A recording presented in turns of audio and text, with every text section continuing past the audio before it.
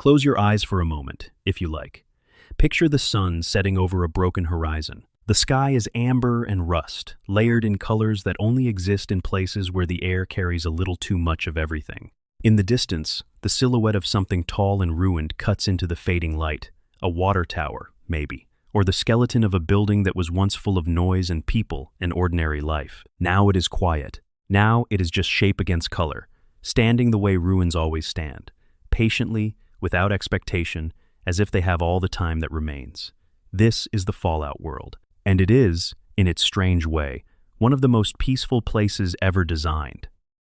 That might sound odd if you have only ever thought about Fallout as a game about radiation and conflict and mutated creatures and the long aftermath of civilization's worst ideas. All of that is true, but beneath every layer of that, beneath the lore, the factions, the moral choices, the weapons and the wastelands, there is something else running quietly in the background, a different kind of signal.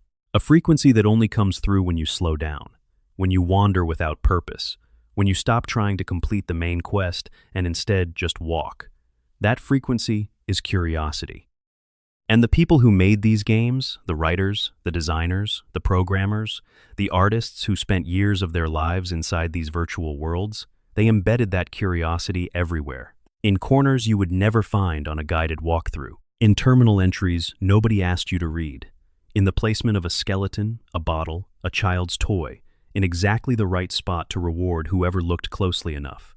These are Easter eggs, but calling them Easter eggs almost undersells what the best of them are. Some are jokes, certainly playful winks at pop culture, at other games, at the absurdity of the world the developers were building around the player. But many of them are something more. Many of them are small acts of love. Love for film, for literature, for music, for history, for the strange and specific way that human beings build mythology around the things they care about. The developers of Fallout across all the different studios that have contributed to this franchise across nearly 3 decades were people who read widely, watched everything, and cared deeply about leaving something behind in the work. And so they did.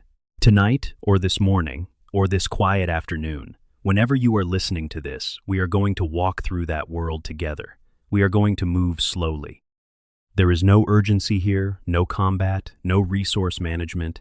We are just going to wander through the lore and the hidden details of the Fallout universe, pausing wherever something interesting catches the light. We will start at the very beginning, with the original Fallout games from the late 1990s, when the whole thing was still a top-down RPG and the world was smaller and stranger and in some ways more haunting for it.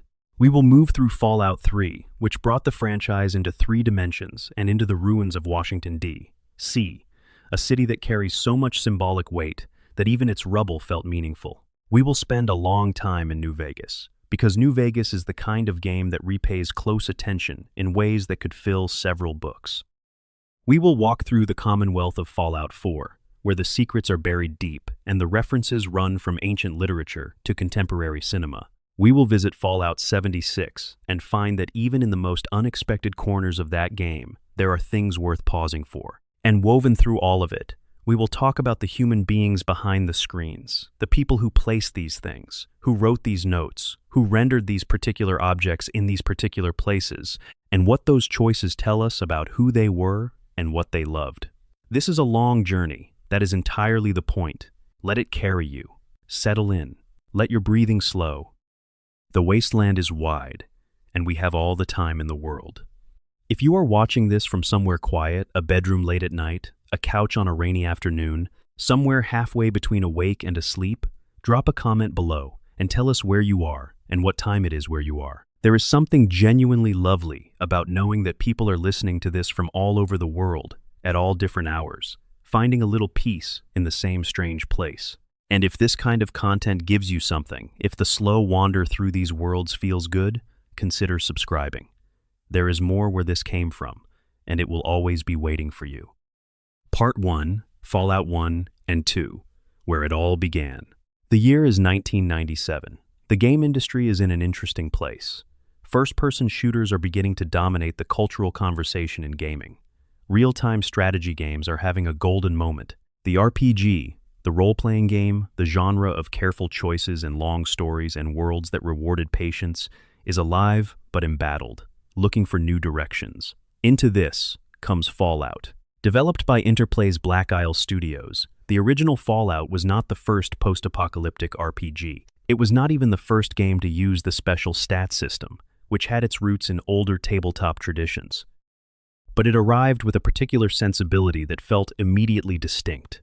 A dark, sardonic, genuinely literary tone that mixed 1950s Americana with philosophical heaviness and a deep, dry sense of humor.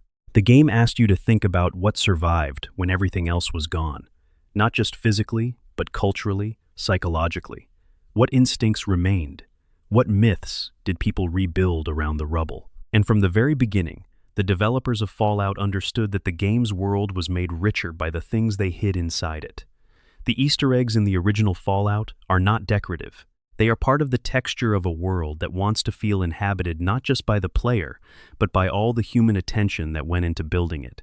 Let us begin with one of the most famous, and arguably one of the most emotionally resonant of the early Fallout secrets: the Cafe of Broken Dreams.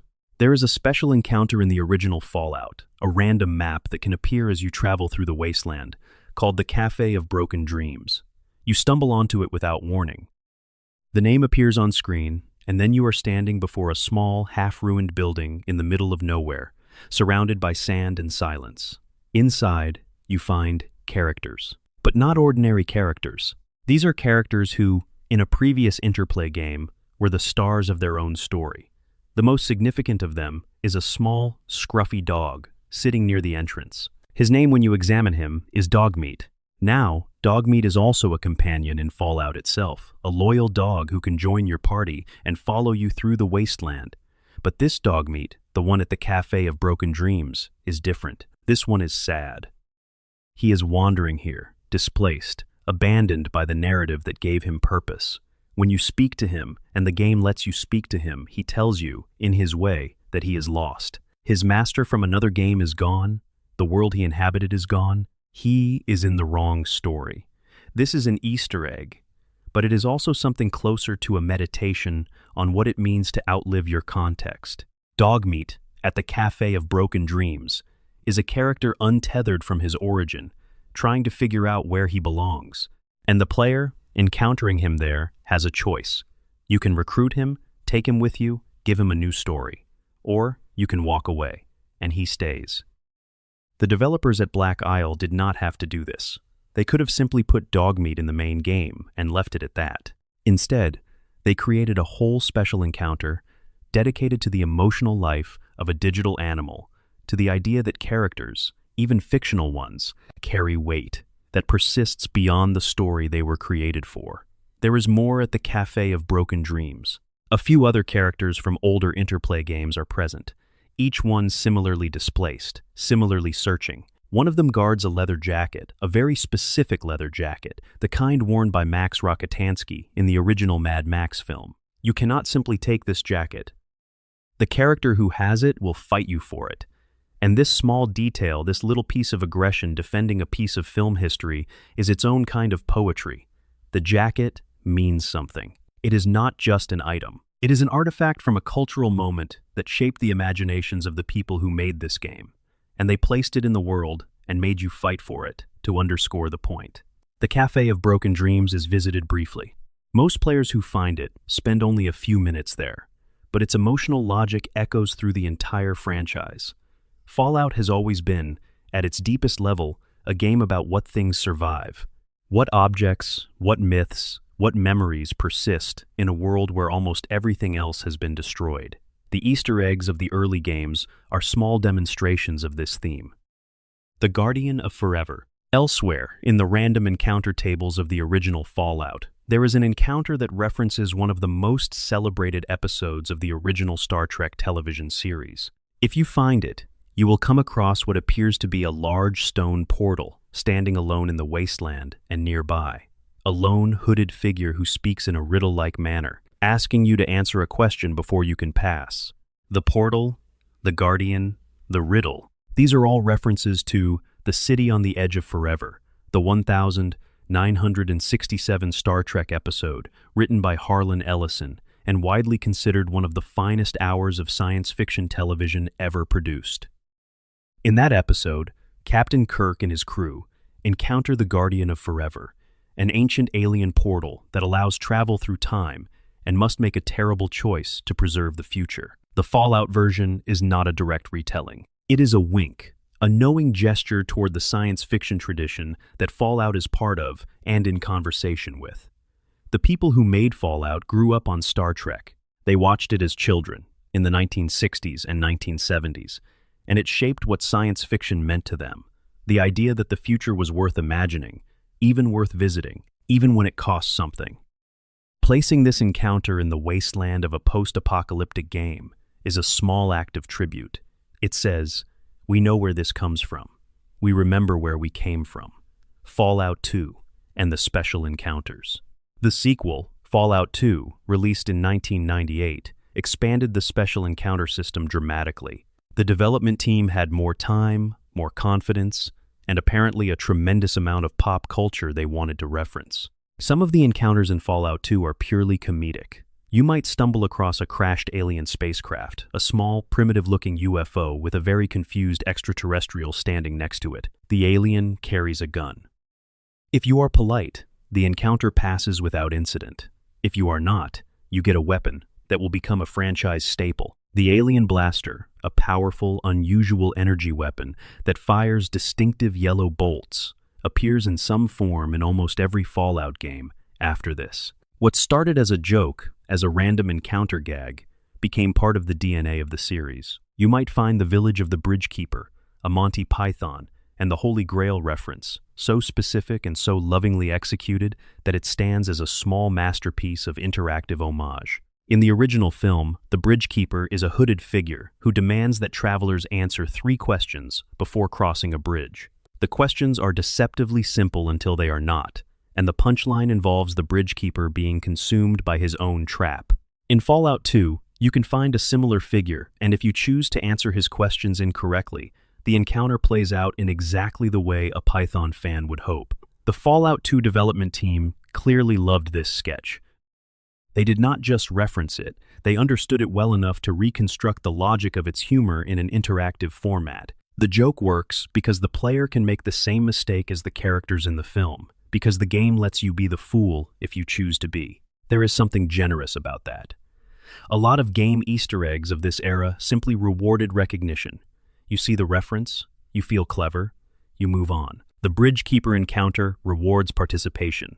It invites you into the joke, rather than just presenting it for your approval.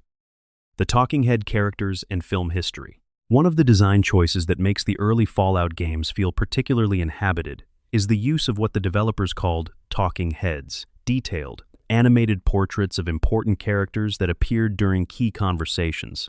These portraits were lovingly rendered, deeply expressive, and clearly drawn from a visual tradition that had roots in film and illustration. Several of the talking head designs are subtle references or tributes to specific actors and figures from post-apocalyptic cinema and science fiction literature. The Master, the primary antagonist of the original Fallout, has a design that carries clear echoes of several science fiction monster archetypes, the creature who is merged with his environment, whose body has become a symbol of the philosophy he represents. His voice performance, delivered with theatrical grandeur, feels like a tribute to the great villains of classic science fiction radio and film. The game's willingness to take its villains seriously, to give him not just power, but a coherent worldview, a genuine argument that the player has to engage with, is itself a kind of Easter egg for anyone who has spent time with the serious science fiction tradition. Fallout 1 is not just poking fun at the genre, it is in genuine conversation with it. Harold and the long game. There is a character in Fallout 1 named Harold. He is a ghoul-like figure, partially mutated, deeply strange-looking, who has clearly been through a great deal. He is also funny, warm, self-aware, and remarkably alive for someone who has experienced as much as he apparently has. Harold appears again in Fallout 2, then in Fallout 3, and in each appearance he has changed specifically. The tree growing from his head has grown larger. By the time you find Harold in Fallout 3, he is rooted to the earth. The tree named Bob by Harold himself, with the casual familiarity of someone who has had a long time to get used to something extraordinary, has grown to full size. Harold is immobile, surrounded by the forest the tree has generated, worshipped by a small community of people who believe him to be a living god. Harold does not want to be worshipped. He wants to be free. And in Fallout 3, the player can choose to grant him that freedom in a way that is both merciful and heartbreaking. Harold's arc across 3 games is technically an Easter egg, or rather, it begins as one, as a recurring character placed as a reward for players who recognized him. But by Fallout 3, it has become something else entirely. It has become one of the most quietly devastating storylines in the franchise, a meditation on immortality and agency, and the strange fate of outliving every version of yourself. The developers of Fallout 3 did not have to honor what Interplay had built with Harold. They were a different studio, Bethesda Softworks, not Black Isle, but they did honor it. They took this small, strange character from the original games and gave him an ending that respected the weight he had accumulated. That is a rare thing in a franchise handoff. It is a form of institutional memory, of one team of developers saying to another, "We see what you built. We understand why it matters. We are going to carry it forward carefully." The Vault experiments begin. The original Fallout introduced the concept of the Vault's massive underground shelters built by Vault-Tec Corporation to house segments of the population during the nuclear war. The official story was that these were humanitarian shelters. The real story, hinted at in the first game and expanded across every subsequent entry, was considerably darker. The Vaults were experiments. Each one was designed with a particular variable, some flaw, some stressor, some modification to the environment or population that would generate data on human behavior under extreme conditions. The people who entered the vaults did not know this. They believed they were being saved. This concept is introduced quietly in the original game. There is enough information, if you read the terminals and talk to the right people, to begin understanding the shape of what Vault-Tec was doing. But the full horror of it is not laid out explicitly. It is a detail that rewards the curious player, the one who reads everything, who asks follow-up questions, who does not accept the official story. This is, in its way, the foundational Easter egg of the entire Fallout franchise. The thing the game is really about, the critique of institutional deception, the examination of what governments and corporations will do to people in the name of survival or progress, is hidden inside the game's structure itself. The player who engages deeply enough finds that the world they thought they were exploring is not what they thought it was. Every subsequent Fallout game has returned to this well. The Vault experiments are not just world building. They are the franchise's central argument, delivered gradually, in pieces, to players who are willing to look. The bridge between worlds. Before we leave the early games entirely, there is one more thing worth noting, a small detail that connects the classic Fallout experience to the franchise's future, in a way that becomes clear only in retrospect. In the original Fallout, when you create your character, you are given the option to name them. Most players do not know that if you choose the name Albert, the game's opening narrator acknowledges it a tiny throwaway moment of personalization that the developers built in as a reward for the curious. There are several names the game recognizes and responds to, each one a small gift for the player willing to experiment. This impulse to reward the player who pays attention, who tests the boundaries, who wanders off the path, is the beating heart of Fallout's relationship with Easter eggs. The games are built on the assumption that some players will look behind everything, and for those players, there is always something behind everything. Part 2, Fallout 3, Secrets of the Capital Wasteland.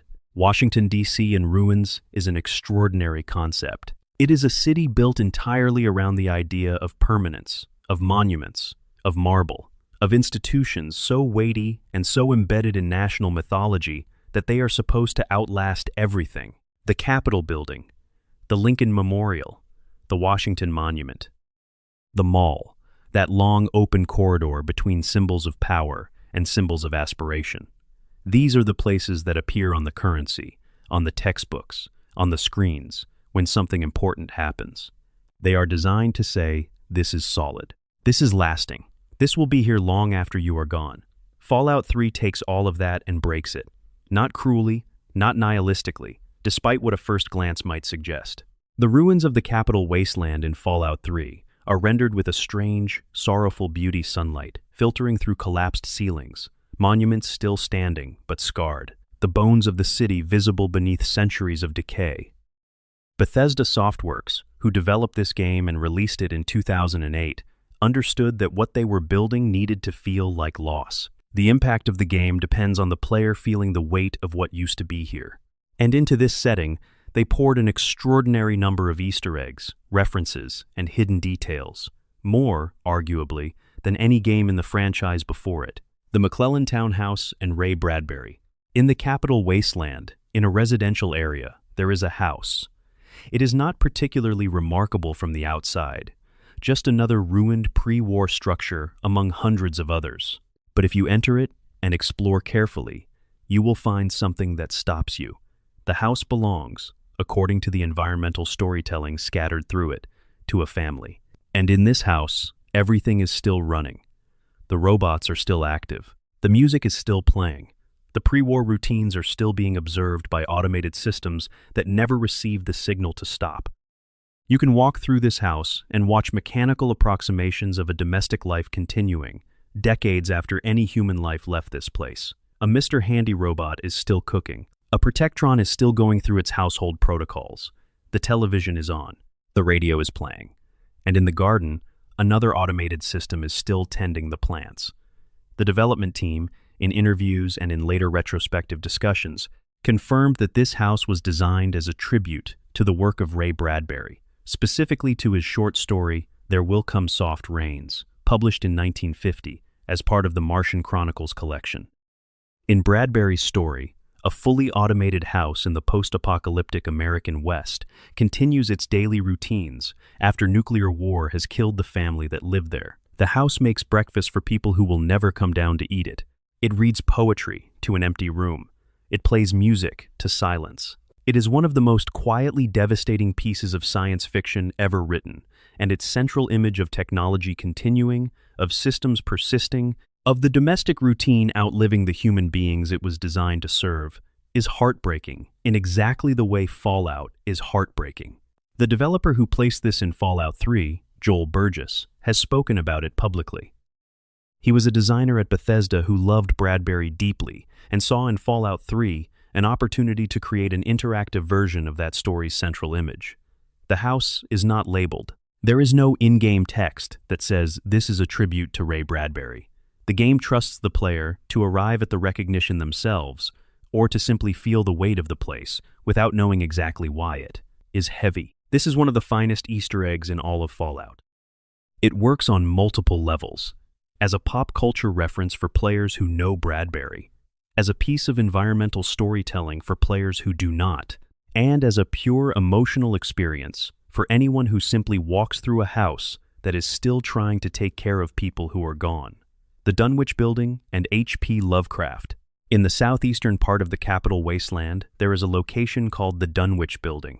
The name is not subtle. H.P. Lovecraft's 1929 story, The Dunwich Horror, is one of the most famous works in the Lovecraftian canon, a tale of rural Massachusetts, ancient evils, and the particular horror of things that are too large and too old and too wrong to be comfortably named. If you know Lovecraft, the name Dunwich on the map is an immediate signal, but the Dunwich Building does not simply gesture toward Lovecraft's fiction from a safe distance. It enters into it. The building is a ruin, but an unusual one. As you descend through its levels, the environmental details become increasingly strange. There are obelisks, ancient-looking, out of place, covered in symbols that do not match the pre-war aesthetic of everything else around them. There are whispers. The player character begins to experience through the game's audio design, something that sounds like voices, like fragments of language coming from nowhere. The ghouls in this building behave differently from ghouls elsewhere, drawn to the lower levels, clustered around something that the game refuses to fully show you. At the very bottom, in the deepest chamber, there is a presence. The game will not name it cleanly. It will not resolve the mystery for you. It simply presents the evidence and leaves you with the conclusion that something has been here for a very long time, something that predates the nuclear war, something that the pre-war world built around without understanding. In Fallout 4, this storyline is expanded in the Dunwich Borers, a quarry that digs still deeper into whatever the Dunwich location conceals, and we will return to that later. But the seed is planted here in Fallout 3, with a patience that mirrors Lovecraft's own approach to horror. Lovecraft understood that the most frightening thing is not the monster revealed, but the monster implied. The Dunwich building in Fallout 3 is built on the same principle. What makes this Easter egg particularly resonant is that it is not simply decorative. It is not just, here is a location named after a Lovecraft story. It is a location designed to generate the same emotional response that Lovecraft's fiction generates: dread, unease, the sense that the world is much larger and much older, and much more indifferent than it appears. The developers studied the source material and replicated its effect. Three Dog and the Washington, D.C. music tradition. Galaxy News Radio plays throughout Fallout 3. You hear it in the towns, on Pip-Boys, drifting from ruined speakers in the wreckage of the city. The station is run by Three Dog DJ, civic activist, and self-described voice of the wasteland, who broadcasts a mixture of pre-war music, news updates, and his own particular brand of wasteland philosophy. Three Dog is voiced by Eric Dellums, and the character is a love letter to the great American DJ tradition. The blues DJs of the 1940s and 1950s, the rock radio voices of the 1960s, the community radio figures who were less broadcasters than community anchors. His line, "Fighting the good fight," is repeated so often it becomes a kind of mantra, an incantation against despair. But the Easter egg here is in the music itself. The songs that play on Galaxy News Radio are carefully chosen pre-war standards: Billie Holiday, Bob Crosby, the Ink Spots. These are real songs, licensed for the game, and their placement is not random. Every song on the playlist carries an emotional resonance that speaks to the game's themes. I Don't Want to Set the World on Fire, by the Ink Spots, a gentle, beautiful song about romantic longing, becomes an anthem of gentle irony in a world that was, in fact, set on fire. Butcher Pete carries its own strange energy, cheerfully sinister in a way that mirrors the wasteland's blend of violence and normalcy. The developers consulted on these choices carefully. They were building a world where 1950s Americana had been frozen at the moment of the bombs falling, where pre-war culture was the only culture, and where the music that people preserved and played was inevitably the music of that stopped moment. Every song choice is both a piece of world building and a deliberate artistic choice by a team that understood exactly what they were doing. Three Dog himself hides a specific Easter egg in his broadcast dialogue. If you listen long enough, if you catch the right fragments of his commentary, you find references to in-game events and locations that go beyond his scripted acknowledgments of your quest progression. He is aware of things that he has no obvious way of knowing. This quality, this slightly uncanny omniscience, is itself a reference to the great American radio tradition of columnists who seemed to know everything about their city, who had sources everywhere, who were both participants in and observers of the world they described. The Rockopolis. Hidden in the western area of the capital wasteland, accessible only through a nearly invisible entrance in a cliff face, is a location that the map will not tell you about.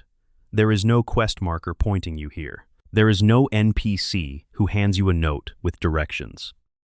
The only way to find it is to walk slowly along the cliffs and notice, if you look carefully, a faded symbol carved into the rock, a small arrow that points to a crack in the stone. Through that crack is Rockopolis. What you find inside is the ruins of a settlement, a community that existed here, underground, hidden from the surface world, and scattered through the ruins. The environmental storytelling tells you what happened to it. There was a charismatic leader. There was a community. There was something that went wrong, a betrayal, an attack, a collapse of whatever trust had held the place together. The name Rockopolis is itself a joke rock. Polis, the Greek word for city, the name of something that takes itself seriously even in its absurdity. But the Easter egg is in the finding of it. Rockopolis rewards only the player who walks slowly, who looks at cliffs instead of walking past them, who follows an arrow that most players will never see. It is a location designed for the kind of player who approaches a game the way a reader approaches a novel, not just for the plot, but for the texture of the world around it. In that sense, Rockopolis is a meta Easter egg. It is a test of whether you are the kind of player who deserves to find things like this. And if you are, it gives you something quiet and strange as your reward: little lamplight and the films it carries. In the central part of the map, beneath the surface, there is a settlement called Little Lamplight. It is a community run entirely by children who live here together, governed by their own rules, surviving without adult supervision. Because, in this settlement's particular culture, anyone who reaches adulthood has to leave. The mayor is a child. The guards are children. The economy, the social structure, the entire civic life of the place is managed by people who have not yet grown up. This is a direct reference to Lord of the Flies, William Golding's 1954 novel about children stranded without adults and the social structures both productive and destructive that they create. But the reference is not uncritical. Fallout 3's Little Lamplight is not Golding's Island. The children here have created something functional, something that works, something with genuine community bonds and survival systems. It is an optimistic inversion of Golding's pessimism, or at least a more complicated take on what children are capable of when left to their own devices.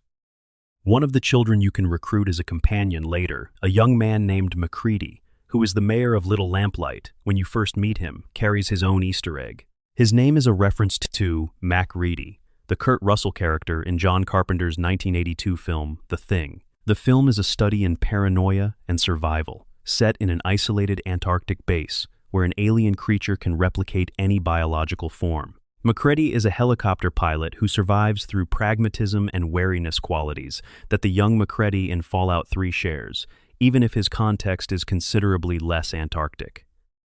The Hubris Comics Building. In downtown D.C., in the ruins of what was once a publishing company, there is a building that rewards patient exploration in an extraordinary way. The Hubris Comics Building is home, on one of its floors, to a functioning computer terminal running a text adventure game. The text adventure, a simple parser-based narrative in the tradition of early computer games like Zork, is called Reign of Greylock, and it is playable from within Fallout 3. This is remarkable for several reasons. A text adventure is arguably the ancestor of the RPG. It is the form that role-playing games grew out of, the structure of choice and consequence and world exploration in its most minimal possible form. By embedding a text adventure inside Fallout 3, Bethesda was creating a kind of genealogy, acknowledging the creative tradition that led to the game the player was currently inside. You are playing an RPG that contains a text adventure, and the text adventure is a stripped-down version of the same essential experience you are already having. The game itself is funny and strange, and clearly made with love by someone at Bethesda who had deep affection for the old Infocom tradition. It has puzzles, it has a monster, it has the specific flavor of arbitrary difficulty that players of Zork and Hitchhiker's Guide to the Galaxy will immediately recognize, where the right answer to a puzzle is absurd but internally consistent, and the satisfaction of getting it right comes precisely from its absurdity. The Museum of Technology. The Museum of Technology, located on the National Mall, is an entire location dedicated to the exploration of pre-war history, but a pre-war history that diverges from our own. The exhibits describe technologies that do not exist in our world: nuclear-powered cars, early robotics that reached an uncanny valley of competence before the bombs fell, rocketry programs that had made significant progress toward space travel. But scattered through the museum are small details, plaques, exhibit labels, terminal entries that reference real scientific history in the guise of alternative history. There is an early computer on display whose specifications are subtly wrong in ways that suggest a timeline diverging from ours at a specific point in the 1940s. There are photographs of scientists who resemble real historical figures but have different names. This is not a single Easter egg so much as a sustained piece of world building, but the pleasure of it is the same, the reward for close reading. The more you know about actual mid-20th century scientific history, the more interesting the museum's alternative version of that history becomes. The exhibits are designed to be read by someone who would recognize the divergences. The Galaxy News Radio Building and what is inside it. The GNR Building Plaza is a major story location in Fallout 3, and the confrontation that takes place there is one of the game's most memorable set pieces. But the building itself, once you are inside, contains a detail that most players overlook entirely. In the broadcast booth, in the station where Three Dog works, there are personal effects, photographs, books, a specific arrangement of objects on a desk that tells a story about who Three Dog is beyond his on-air persona, the things he keeps close, the references he surrounds himself with. Among these objects, if you look carefully at the terminal entries he has saved, are fragments of writing that go well beyond his broadcast scripts. Three Dog writes, in private, about fear, about the loneliness of broadcasting into a void without knowing if anyone is listening, about the specific terror of being the voice of hope in a world that gives very little reason for hope. These entries are never referenced in dialogue. They are never connected to a quest. They exist only for the player who opens his terminal in a moment of quiet and reads. This is one of the most understated Easter eggs in Fallout 3. Not a pop culture reference, not a wink at another game, but a piece of genuine characterization hidden in a place where most players will never find it. It is a developer's gift to the curious, the interior life of a character the game loves, made available only to those who stop and look. The Pit and Point Lookout. The downloadable content for Fallout 3, the Pit, Point Lookout, Broken Steel, Mothership Zeta, each contains its own layer of hidden details, its own Easter eggs and references. The Pit is set in the ruins of Pittsburgh here, called The Pit, a name with Dickensian resonance, and its aesthetic is one of industrial slavery, smoke, and the specific horror of human beings treated as resource. The environmental storytelling in The Pit is perhaps the most morally complex in the entire game, but there are details in it that reward the close reader. Specific graffiti tags that reference real Pittsburgh history, building silhouettes that echo the city's actual industrial heritage, a geography designed to be recognizable to someone who knows Pittsburgh. Point Lookout is different, again, a swampy, southern Gothic landscape full of inbred cultists and ancient mysteries, a place that owes a great deal to the Southern Gothic literary tradition. Flannery O'Connor is not explicitly named anywhere in Point Lookout, but her influence is everywhere. The particular blend of violence, grace, and grotesque in this DLC is the Fallout universe's version of what she was doing in stories like A Good Man is Hard to Find, the exploration of how religious obsession and moral blindness interact in isolated communities cut off from the larger world. Part 3 Fallout, New Vegas and the Wild Wasteland. There is a reason that Fallout New Vegas remains, for many people, the pinnacle of the franchise. It is not the graphics. They were not particularly impressive, even when the game launched in 2010, and the game shipped with a number of technical issues that tested the patience of its early audience.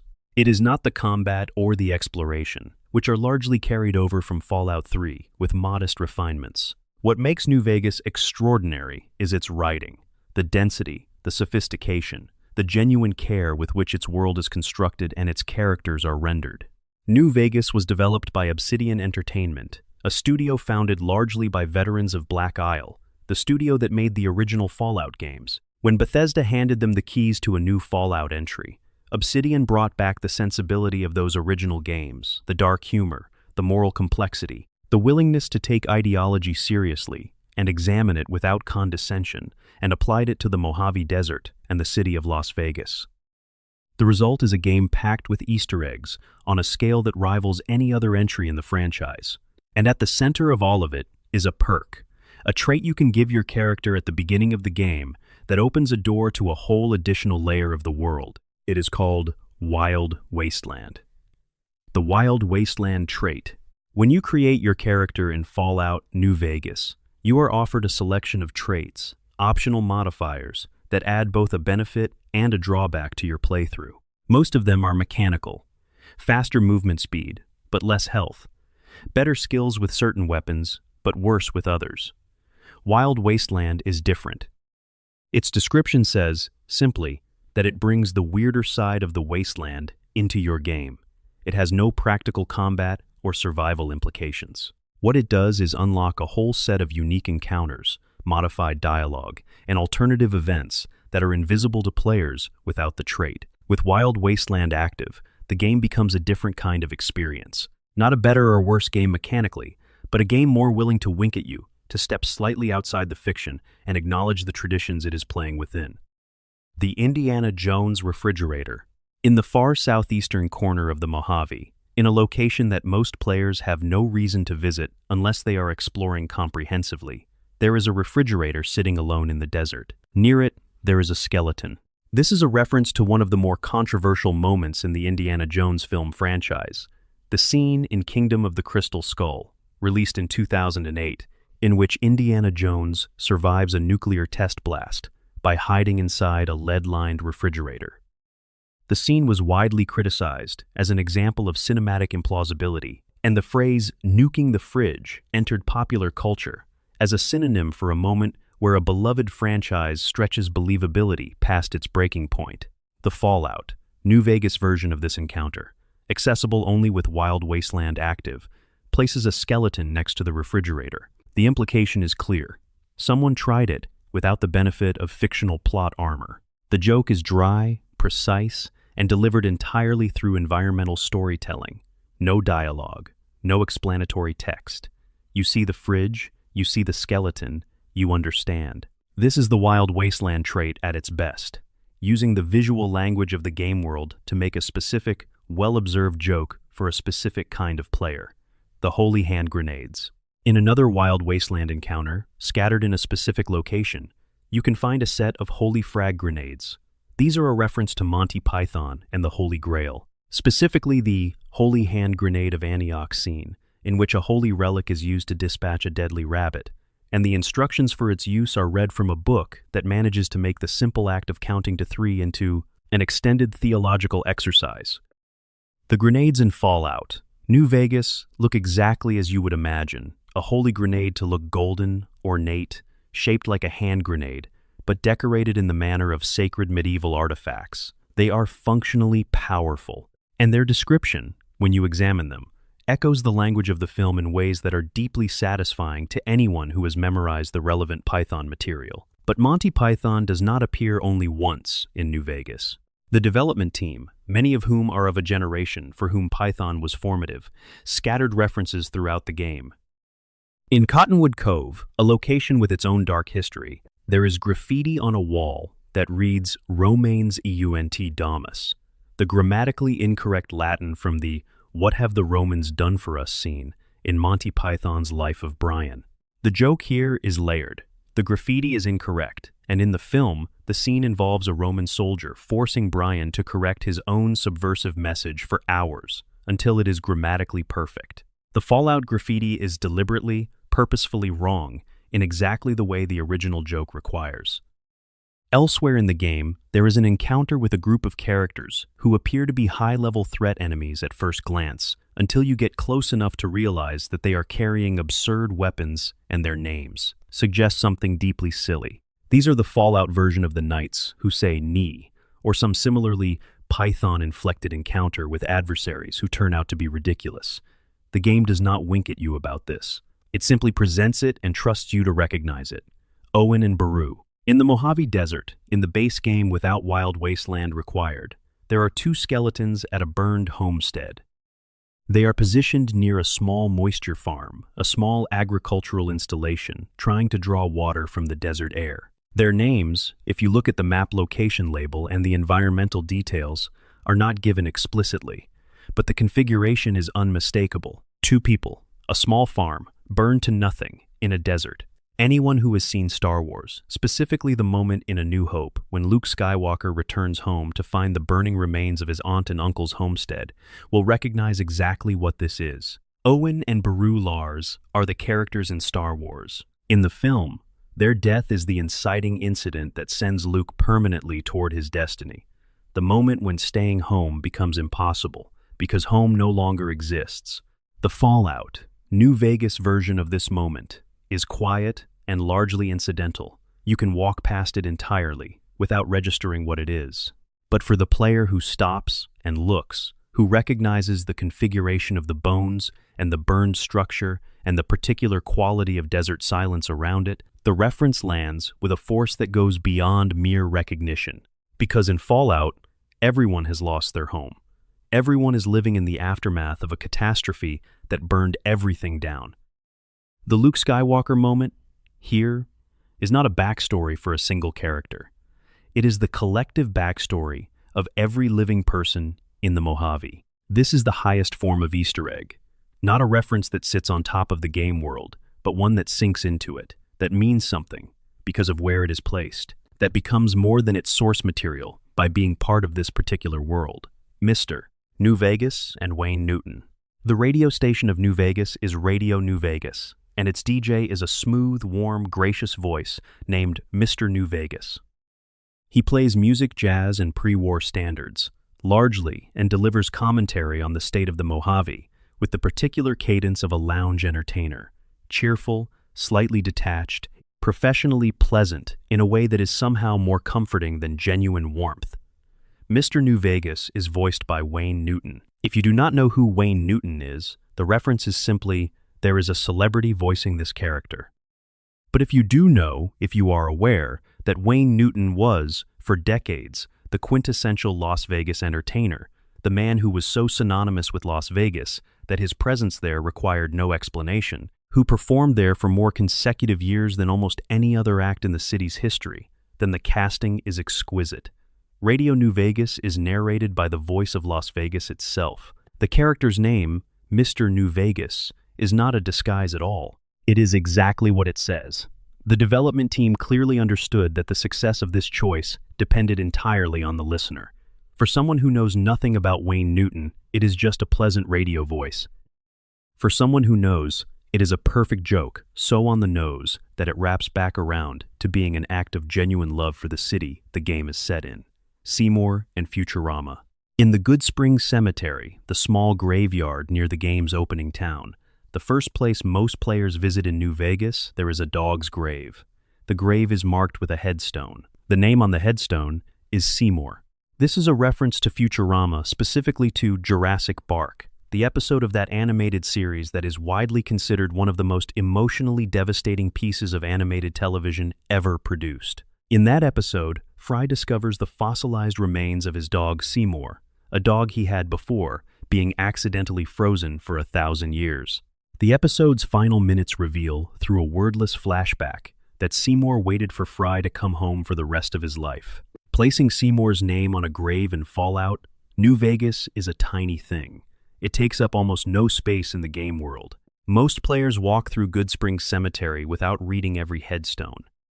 But the player who reads this one, who recognizes the name, experiences a small and concentrated version of what made that Futurama episode so affecting the loyalty of a dog measured across impossible time, the particular sadness of waiting without understanding. The Old World Blues and Mathematics.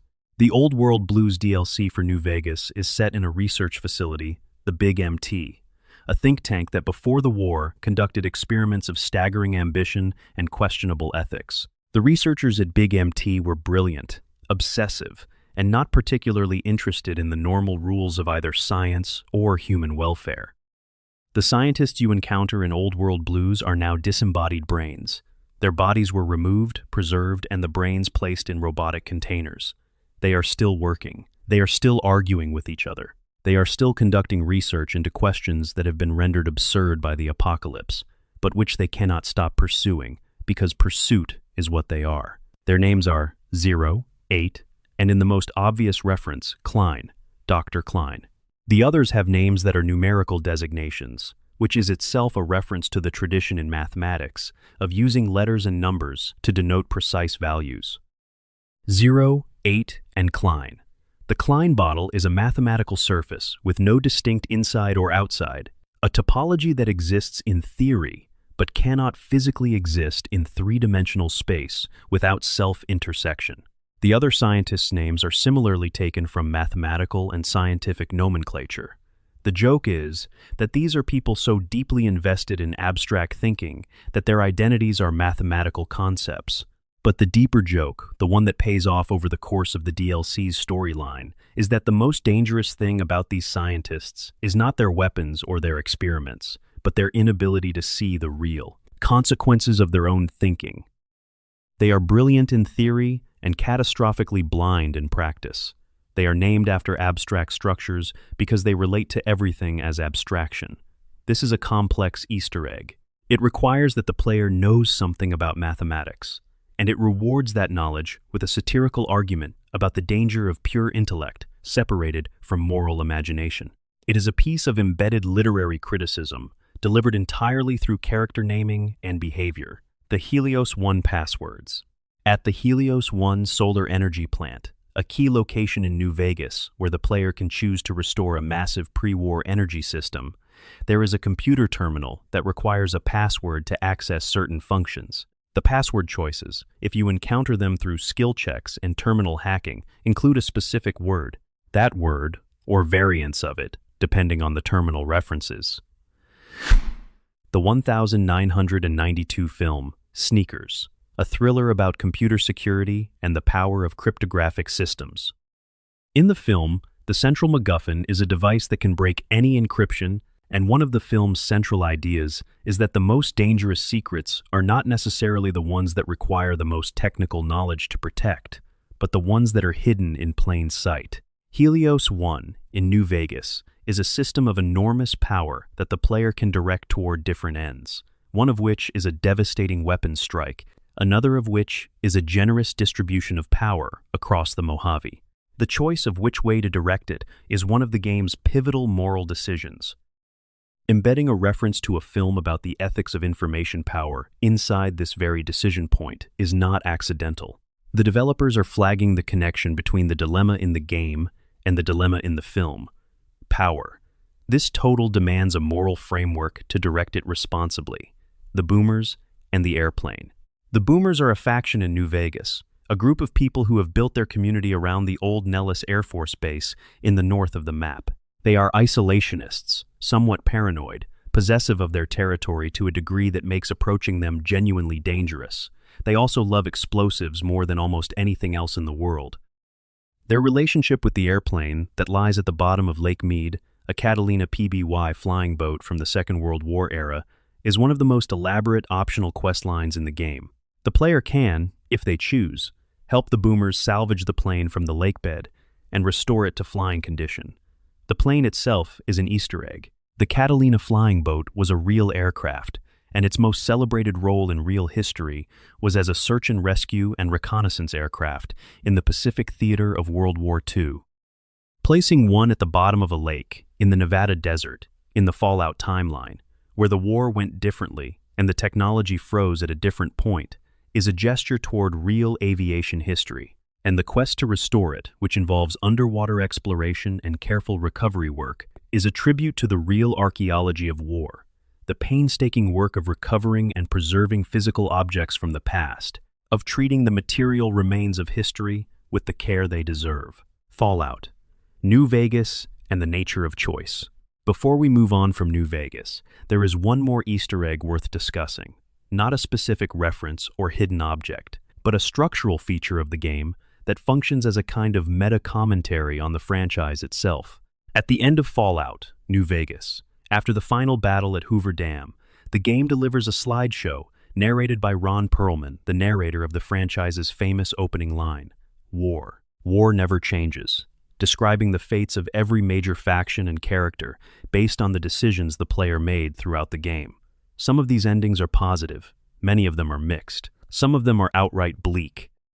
The breadth of these endings, the sheer number of variables, the game tracks, the granularity with which it records your choices and their consequences is staggering. Players who replay the game multiple times discover endings for characters and factions they had no idea existed on their first playthrough, because their choices had led them down an entirely different path. This is the Easter egg hidden in the structure itself.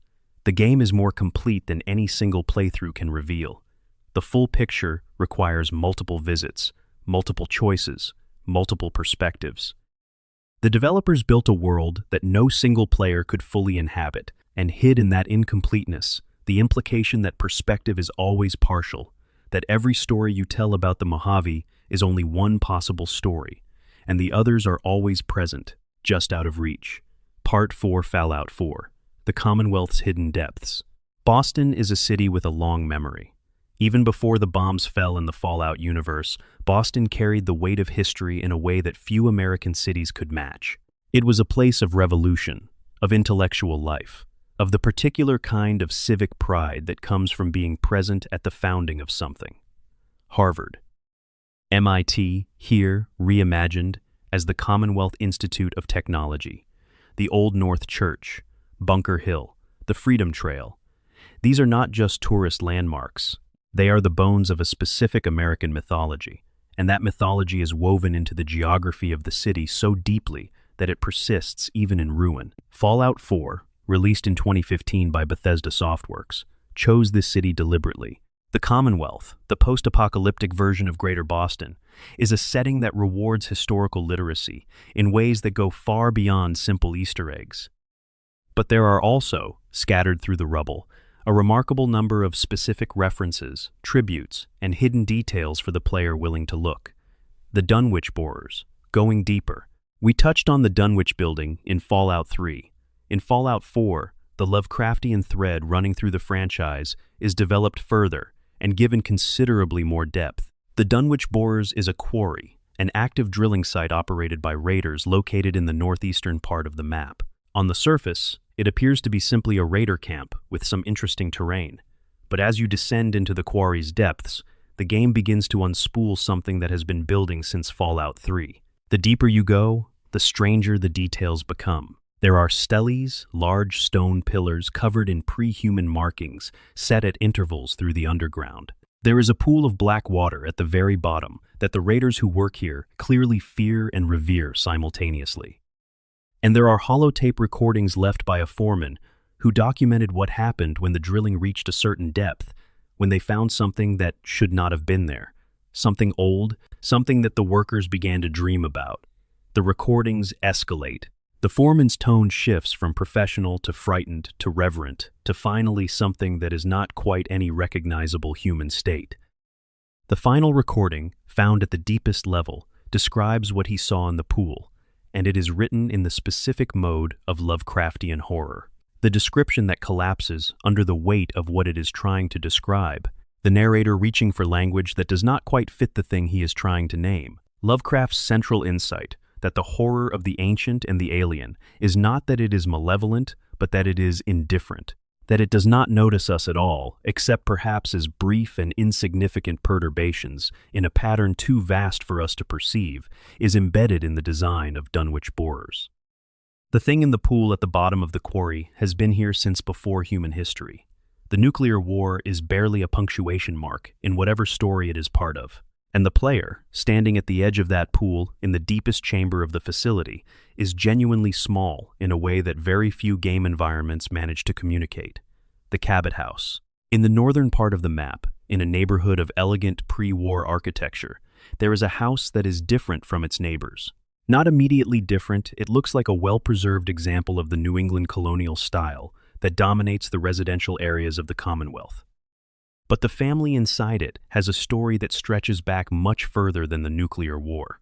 The Cabots are connected through a narrative that begins with a small quest hook and expands into something extraordinary if you follow it to a serum, and the serum to an archaeological expedition in the Middle East, and the expedition to an ancient artifact that seems to have properties that science cannot explain.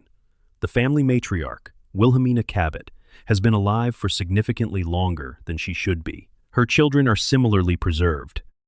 The serum that keeps them young is derived from something found in the desert, in a tomb, in a location that the game hints was associated with non-human intelligence. This is another Lovecraftian strand, but a different strand than the Dunwich Borers. The Cabot family storyline is less about the horror of the inhuman and more about the specific corruption that comes with immortality. What happens to people who live too long, who accumulate secrets and compromises and perspectives so distorted by time that they can no longer reliably relate to human concerns. Wilhelmina Cabot is not evil, exactly. She is simply very, very old. An oldness of that magnitude produces a kind of ethical drift that ordinary moral frameworks do not quite fit. The Lovecraft reference is most explicit in the father, Lorenzo Cabot, who is imprisoned in the family's estate under circumstances that the quest gradually reveals. Lorenzo's condition, the thing the artifact did to him, the changes it produced in him, is described in language that mirrors Lovecraft's descriptions of human beings, altered by contact with the ancient and the alien. He is still himself in many ways, but he is also something else now, something that cannot be safely released into the world, something that the family has been managing for decades, with a mixture of fear and guilt. The Cabot House questline is not simply an Easter egg. It is a full narrative that uses Lovecraftian ideas seriously and earns its darkness through careful writing. But it exists in a tradition that runs from Fallout 3's Dunwich building through every Bethesda Fallout game, a tradition of treating Lovecraft not as a source of cheap horror decoration, but as a genuine philosophical influence on the franchise's understanding of what the post-apocalyptic world might contain. The Cheers Bar, Good Neighbor, and the Dugout Inn. Boston's pre-war entertainment culture is represented throughout the Commonwealth, and in Good Neighbor, the city's most thoroughly independent neighborhood, a community of criminals, ghouls, and others who exist outside the normal social structures, there is a bar. The bar's design, the stools, the layout, the warm amber lighting, the particular quality of the social atmosphere when it is populated, all of it is a clear reference to the television series Cheers, which was set in Boston for its entire 11-year run and became one of the most beloved situation comedies in American television history. The premise of Cheers was simple: a bar where everyone knows your name, a community of regulars, a place of belonging in a city that can otherwise feel anonymous and demanding. In Good Neighbor, the reference is affectionate and slightly melancholy. This is the Fallout version of a bar, where everyone knows your name, except that in the Commonwealth, everyone who is present has a story that led them here, usually a story of loss and survival. The warmth of the place is real, but it has been earned in a harder way than it was in the television version. The specific developer behind this reference, Nate Perkypile, who later left Bethesda to found his own studio, confirmed in interviews that the Cheers aesthetic was intentional. He loved the show, grew up with it, and wanted the Commonwealth to have a place that reflected its emotional logic. The bar as refuge, as community, as the one place where belonging is available to people who have lost most of the other places where belonging used to be. Nick Valentine and Edgar Allan Poe. Nick Valentine is a synth detective, a synthetic humanoid with the memories of a pre-war detective named Nick Valentine, layered over his mechanical nature, who operates out of Diamond City as the city's only private investigator. He is one of the most fully realized companions in the franchise, and his character arc is one of Fallout 4's genuine achievements. But Nick Valentine is also, on a structural level, an Easter egg. His name is a reference to Valentine's Day, which is also the date on which Edgar Allan Poe died, or rather, the date in October on which Poe's mysterious death and the particular romantic tragedy of his life come to feel most concentrated in cultural memory. Nick Valentine is a figure of melancholy romanticism, a consciousness that does not quite belong to its own body, that carries memories and emotional connections from a life that technically ended before he was created, that tries to behave with integrity in circumstances that make integrity complicated. This is very close to the thematic territory of several Poe stories: the dead beloved who persists in one form or another, the self that is not continuous with its own past, the horror of living on, in a form that is not quite life. Nick Valentine's entire character arc in the game is, at its core, a meditation on exactly these questions. His companion dialogue includes references oblique but consistent to Poe's specific imagery. He talks about weight, about persistence, about the difficulty of carrying memory forward in a body that did not originally belong to that memory. He is, in essence, a Poe protagonist who has survived into a world that Poe would have found nightmarish and fascinating in equal measure: the Diamond City and Fenway Park. Diamond City is the largest settlement in the Commonwealth and the game's central hub. It is built inside the ruins of a baseball stadium. The walls of the stadium form the outer walls of the city. The field inside has been converted into a living space, a marketplace, a community. The stadium is Fenway Park. This is not a secret. The game does not try to disguise the fact that Diamond City is built in Fenway Park, but the specific details of how the game treats this location reward careful attention. Fenway Park, in reality, is the oldest active Major League Baseball stadium in the United States. It has been the home of the Boston Red Sox since 1912. It is a building so deeply associated with Boston's civic identity that it functions as something close to sacred ground for the city's baseball culture. By making Fenway Park the home of the Commonwealth's largest surviving human community, Fallout 4 is saying something about the nature of sacred spaces. The stadium's walls protected the community inside. The symbolic weight of the place, its association with community, with collective experience, with the particular kind of shared identity that only sports and faith and civic ritual can create, transferred, in some form, to the practical function of enclosure and protection. The game makes this explicit in small ways. The city's mayor is named McDonough. The city's history, as told through its terminal entries and its residents' dialogue, is a history of people choosing to make a permanent home inside the ruins of a place that used to be for gathering. And the aesthetic of the place, the warm, slightly cramped, layered with history quality of a city built inside a stadium, captures something true about both Fenway Park and about the way communities form around whatever structures survive catastrophe. The Pickman Gallery. Richard Pickman is a figure from H.P. Lovecraft's short story Pickman's Model, published in 1927. In that story, a Boston artist, talented, disturbing, increasingly unsettling to his peers, produces paintings of extraordinary darkness and technical skill. The horror of the story is the gradual revelation of exactly how Pickman achieves the uncanny realism of his monstrous subjects. In Fallout 4, there is a location called Pickman Gallery in the northern part of Boston. It is, as the name suggests, an art gallery, or rather, the ruins of one, now occupied by raiders who have themselves become the subjects of an ongoing artistic project. The artist working in the gallery is named Pickman. He is not a ghoul, not a synth, not obviously anything other than a human being. But he is clearly not ordinary. His work paintings and installations using the raiders who come here as his materials has a quality that is both technically impressive and deeply wrong. The rangers who track him, who have been trying to stop him, leave recordings that describe him in terms that emphasize the impossibility of what he seems to be. A figure who has been documented in this area for far too long to be a normal human lifespan. Finding the gallery and completing the quest associated with it leaves the player in a morally complex position. Pickman is monstrous by any reasonable standard, but the raiders he has been killing were themselves monstrous. The moral arithmetic does not resolve cleanly, which is exactly what Lovecraft's original story intended. The idea that art of genuine power might require something beyond the normal human range, that the line between artistic vision and moral horror is thinner than we would prefer. The Freedom Trail and the Railroad. The Freedom Trail is a real thing. In Boston, it is a 2.5-mile walking route marked by a red line in the sidewalk that connects 16 historically significant sites related to the American Revolution. It is designed to tell the story of colonial Boston's resistance to British rule, of the beginning of a revolution that produced the country in which the game is set.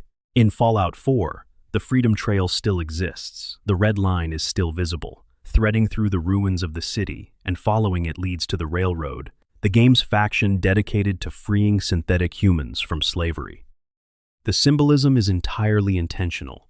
The trail that commemorates the original American Revolution against oppressive authority has become the path toward a new kind of freedom struggle. The railroad's headquarters is in the Old South Meeting House in the actual game's geography. Their hideout is accessed through an underground chamber beneath a historical site. The meeting house was where the Boston Tea Party was organized in 1773. The symbolism is exact. This is the place where resistance was planned, and it is the place where resistance is still planned, 2.5 centuries later, and in a different world, for different people. Following the Freedom Trail is one of Fallout 4's most sustained Easter eggs, not a single moment of recognition, but a sustained architectural argument about the continuity of the impulse toward freedom across historical periods. The developers walked the real Freedom Trail. They researched its significance, and they used their understanding of that significance to build a metaphor that runs through the entire faction arc. Walden Pond. Henry David Thoreau's 1854 book, Walden, is one of the foundational texts of American environmental philosophy, a record of Thoreau's 2 years living in a small cabin in the woods beside Walden Pond in Concord, Massachusetts, and his reflections on simplicity, self-reliance, and the quality of attention that nature rewards in those who bring themselves to stillness. In Fallout 4, Walden Pond is on the map. The location is not a quest destination. There is no mission that requires you to go there. It is simply there, the pond, the remnants of the area, a small shack that might once have been a cabin waiting for the player who knows enough to look for it. The shack has a terminal. The terminal entry inside it is written in a voice that echoes Thoreau's prose, that particular quality of measured observation, of quiet certainty, of someone who has found in a small and deliberate life something that the larger world has not managed to provide. The unnamed author of this terminal entry went to Walden Pond before the bombs fell to live simply, and they wrote about what they found there in the language of someone who had read Thoreau carefully and taken him seriously. Whether the author survived the bombs is not stated. Whether they were at the pond when the war happened, or whether they had left, or what their fate was, the terminal entry leaves it open. What it does not leave open is the affection behind the whole thing. A developer at Bethesda, knowing that Walden Pond was real and within the game's geography and meant something, chose to go there in the game, in the design space, and leave a piece of writing that honored what the place was for, the Dark Souls bonfire. In the game, in a specific location near a ruined building in the wasteland, there is a pile of metal. Specifically, there are several swords thrust into a mound of ash and debris in the configuration of a bonfire, the iconic resting point mechanic from the Dark Souls franchise, where the player thrusts their sword into the earth near a fire to create a save point and a moment of rest. The reference is to the From Software series that, by the time Fallout 4 was released, had established itself as one of the most influential game series of its generation. The bonfire image had become iconic, not just as a gameplay mechanic, but as a visual symbol of survival, of the temporary respite available to someone who keeps going against impossible odds. In the Fallout universe, the bonfire configuration fits. The wasteland is a place of impossible odds. The survivor of the Commonwealth is, in their own way, in exactly the same narrative position as the undead warrior of Lordran or Lothric. Both are figures who persist when they should not, who find rest where they can, who are defined by their capacity to continue.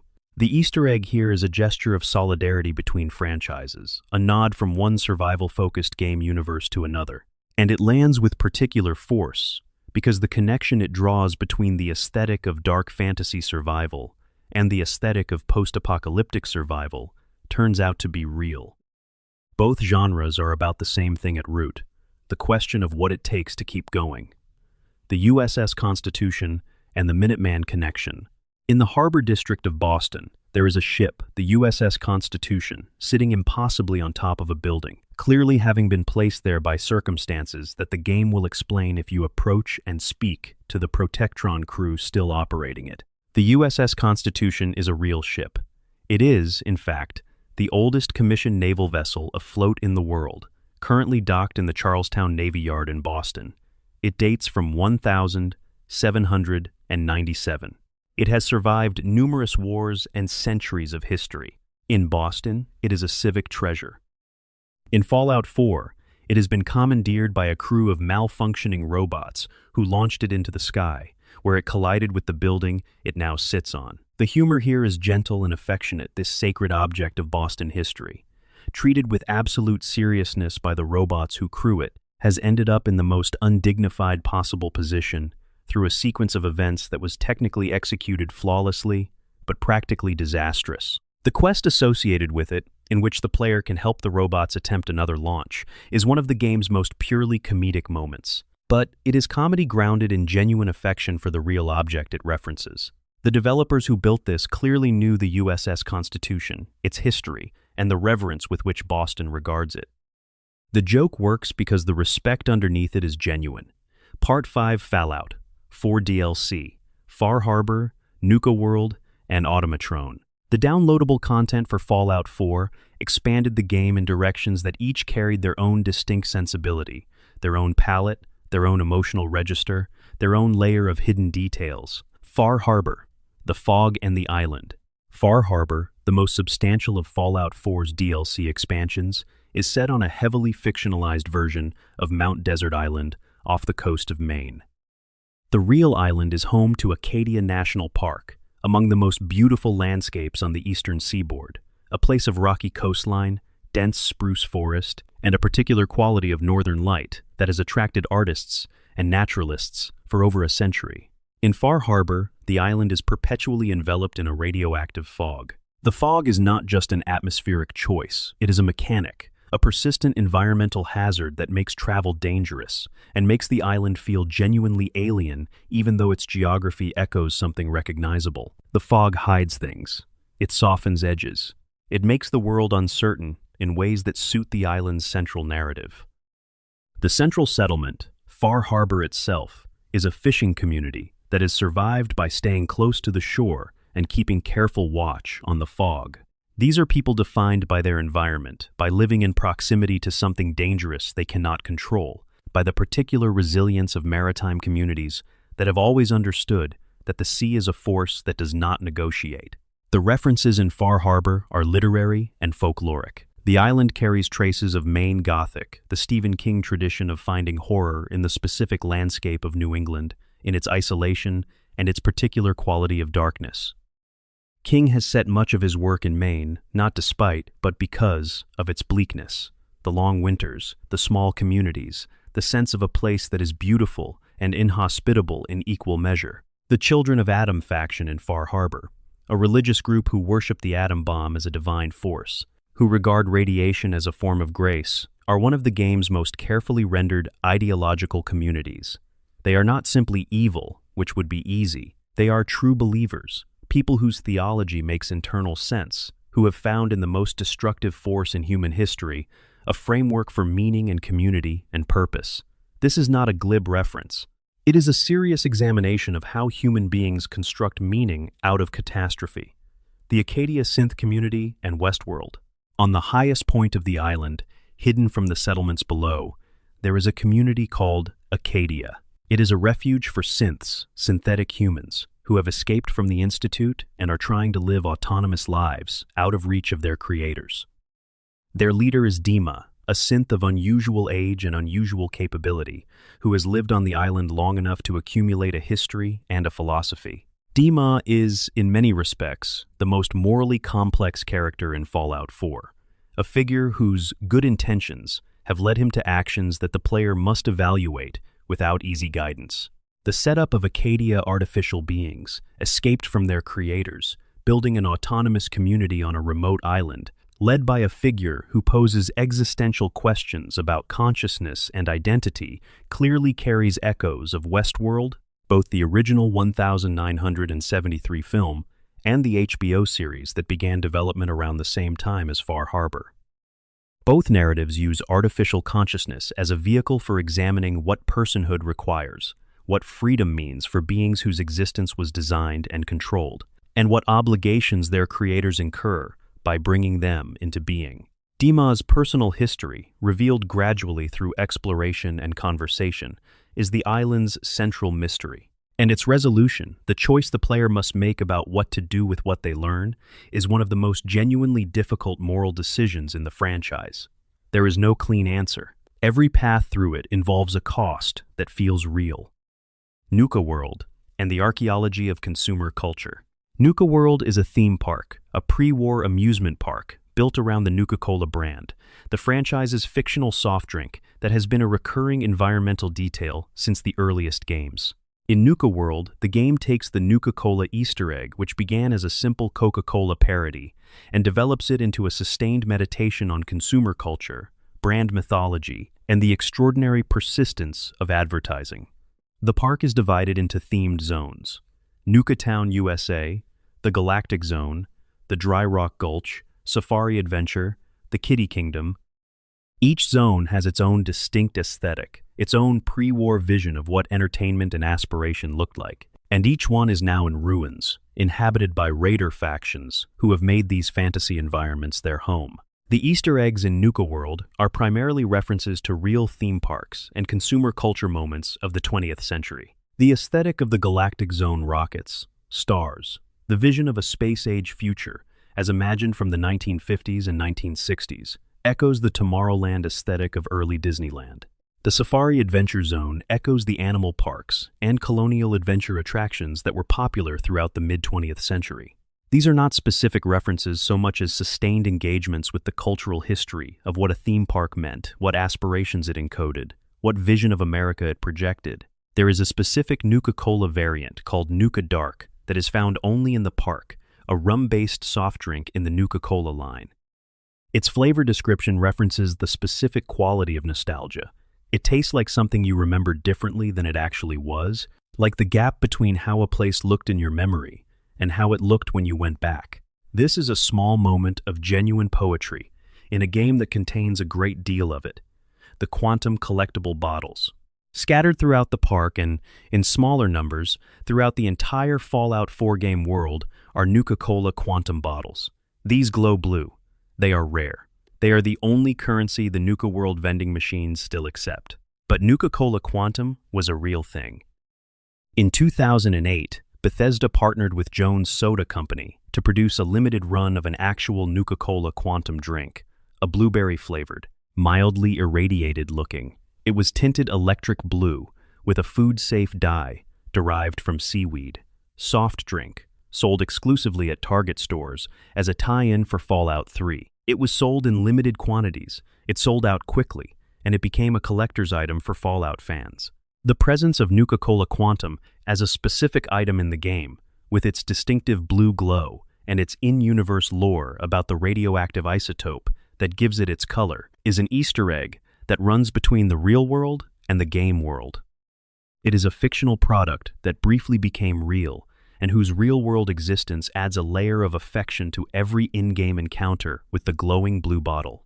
Automatron and the Robot Factory. The Automatron DLC, which lets the player build and customize robots, contains within its main questline a villain called the Mechanist, a figure in a robot costume who has been sending an army of robots to attack the Commonwealth under the belief that they are helping people.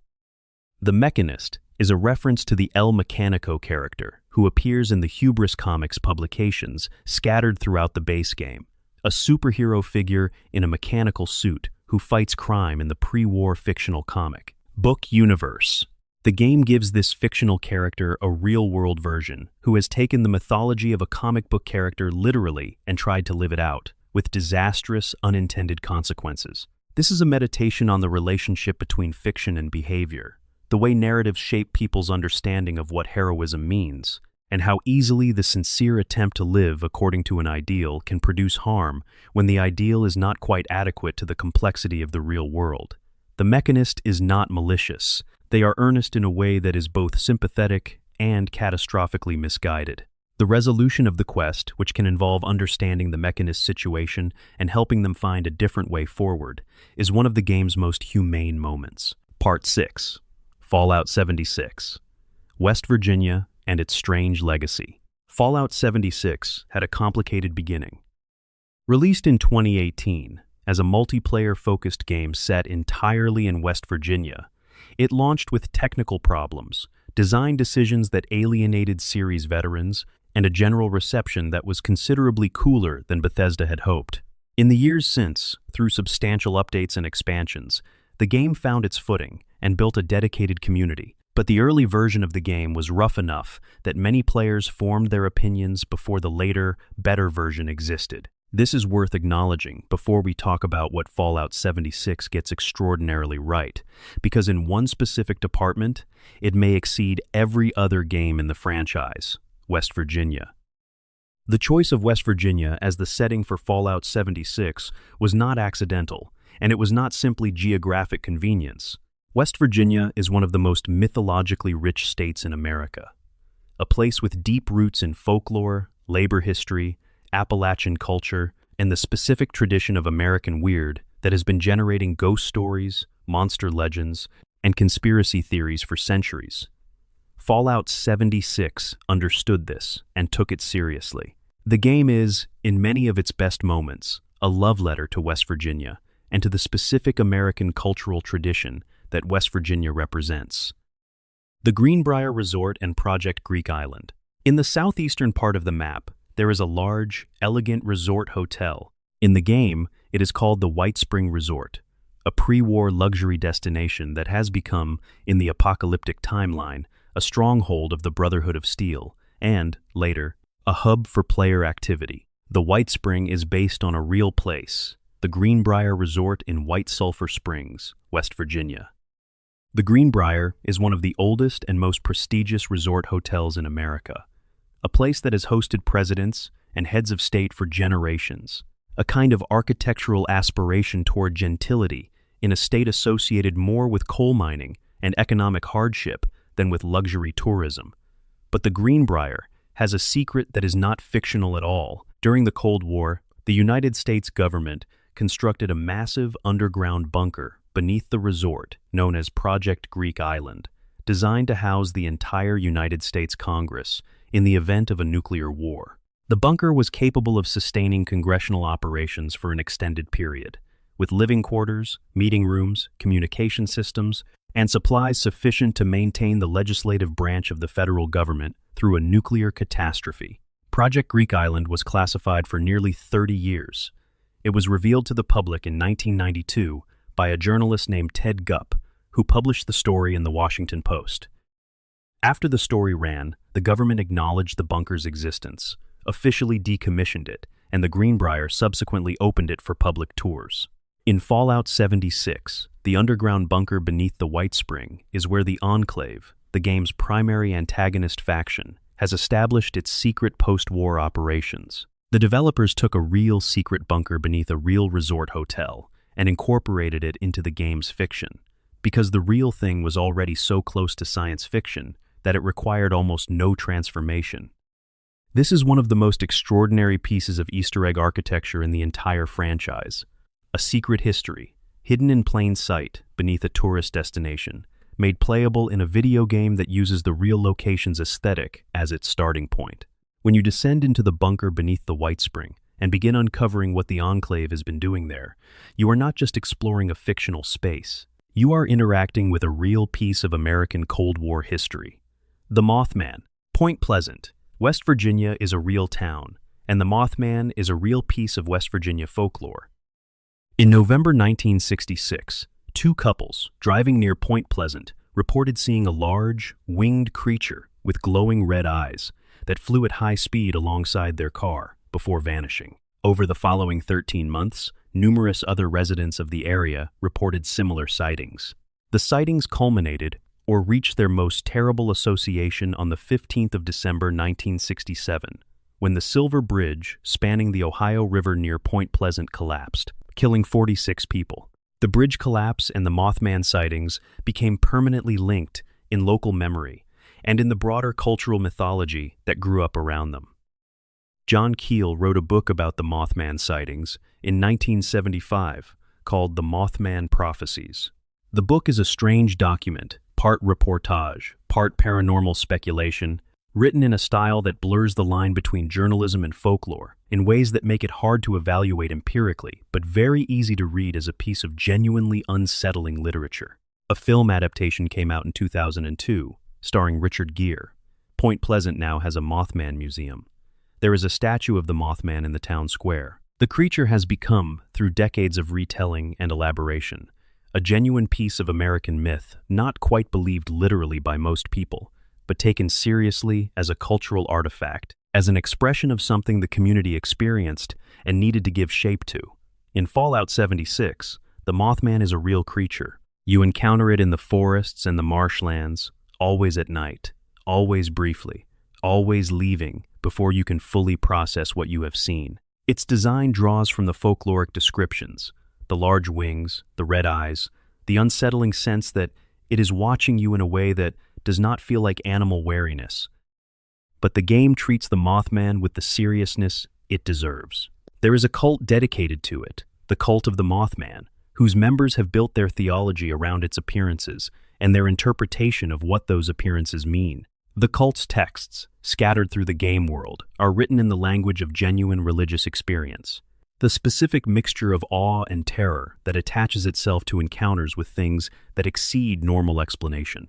The Mothman cult is, in this sense, a meditation on the real cult that exists around the Mothman legend, the community of believers and enthusiasts who have built an identity around a specific piece of West Virginia weird. It is not mocking that community. It is engaging with the deep human need to make meaning out of inexplicable events, and with the specific shape that meaning-making takes when the event in question is genuinely strange. The Flatwoods Monster.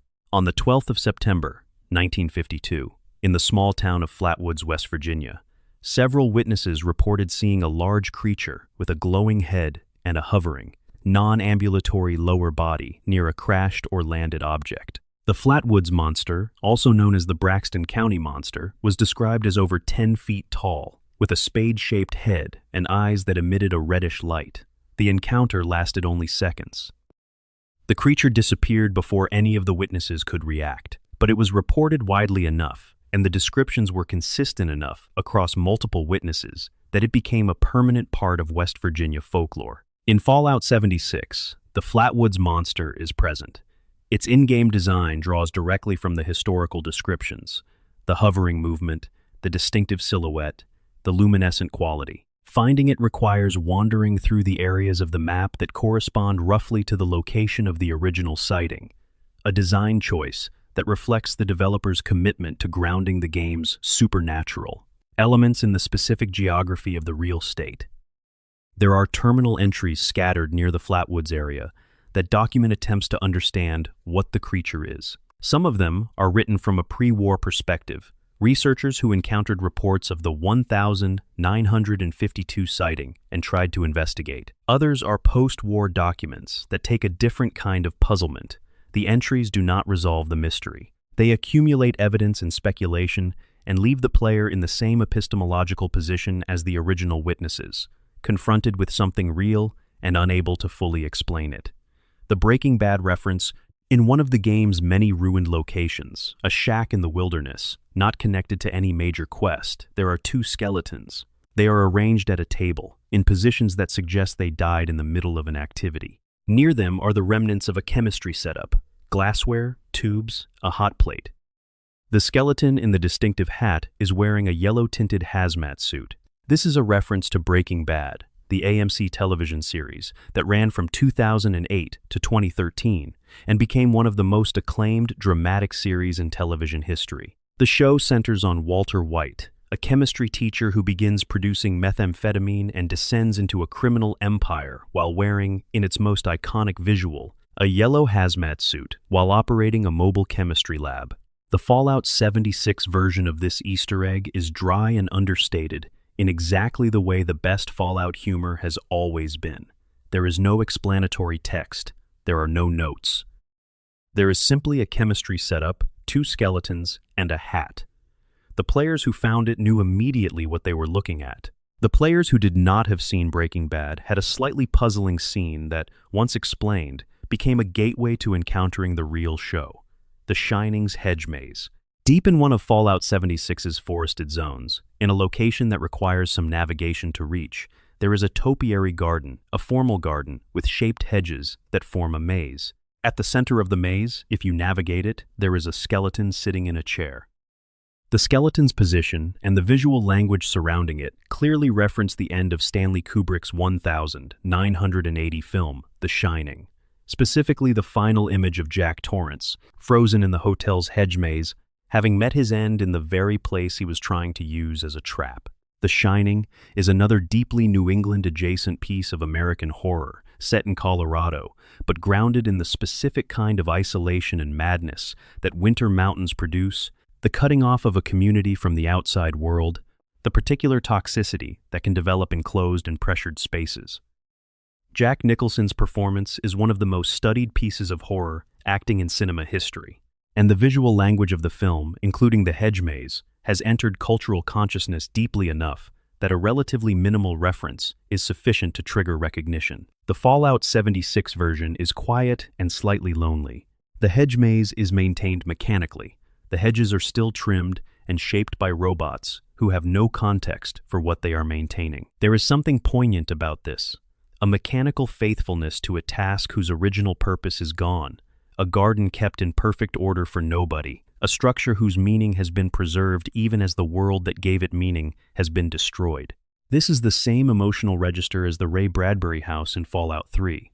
Both are about the persistence of care in the absence of its object. Both use the continued operation of domestic or aesthetic systems to point toward the absence of the human beings those systems were designed to serve. The Indiana Jones Sand Trap. In the game's Brotherhood of Steel questline, There is a dungeon sequence that requires the player to navigate a pre-war facility with a significant number of pressure plates and environmental traps. One of these traps, a specific sequence in which sand begins filling a chamber from above when the player triggers a certain mechanism, is designed as a direct reference to the famous sand trap sequence in Raiders of the Lost Ark, where Indiana Jones must outrun a rolling boulder after triggering a booby trap while retrieving a golden idol. The reference is in the design of the trap itself, the camera angle available to the player at the moment it activates, and a terminal entry in the facility, written by a pre-war researcher who clearly named the trap system after the film. The terminal entry includes the note that the designer of the system was a big adventure film fan and had modeled several of the facility's traps on fictional precedents, because if it was good enough to stop a movie, archaeologist, it's good enough for our security needs. This is a particularly clever Easter egg because it acknowledges its own fictional status. The in-world character who designed the trap is aware of the film.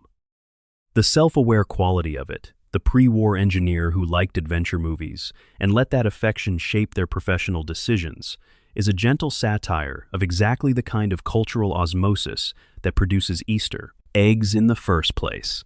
The McElroy family tribute. Fallout 76 is set in West Virginia, and the McElroy brothers, Justin, Travis, and Griffin McElroy, are a family of podcasters and content creators from Huntington, West Virginia, whose work in the comedy and gaming space has built an extremely loyal and enthusiastic fan base. Their podcast, My Brother, and Me, and their earlier venture with Polygon's Monster Factory, in which they created extraordinarily strange characters in video game character creation systems, made them beloved figures in gaming culture. Bethesda, aware of the McElroys' West Virginia origins and their relationship with gaming culture, included a tribute to them in Fallout 76. In the southern part of the map, there is a location associated with the McElroy family's fictional in-world history, a small acknowledgement of the real family's connection to the state. The Easter egg is understated. Bethesda did not blow up the tribute into something that would overshadow the setting, but the presence of it speaks to the developers' awareness of the broader culture around their games and their willingness to honor parts of that culture when the opportunity presents itself organically. The real Appalachia behind the fiction. What distinguishes Fallout 76's Easter eggs from those of the other games is not any individual reference, but the quality of attention that runs through all of them.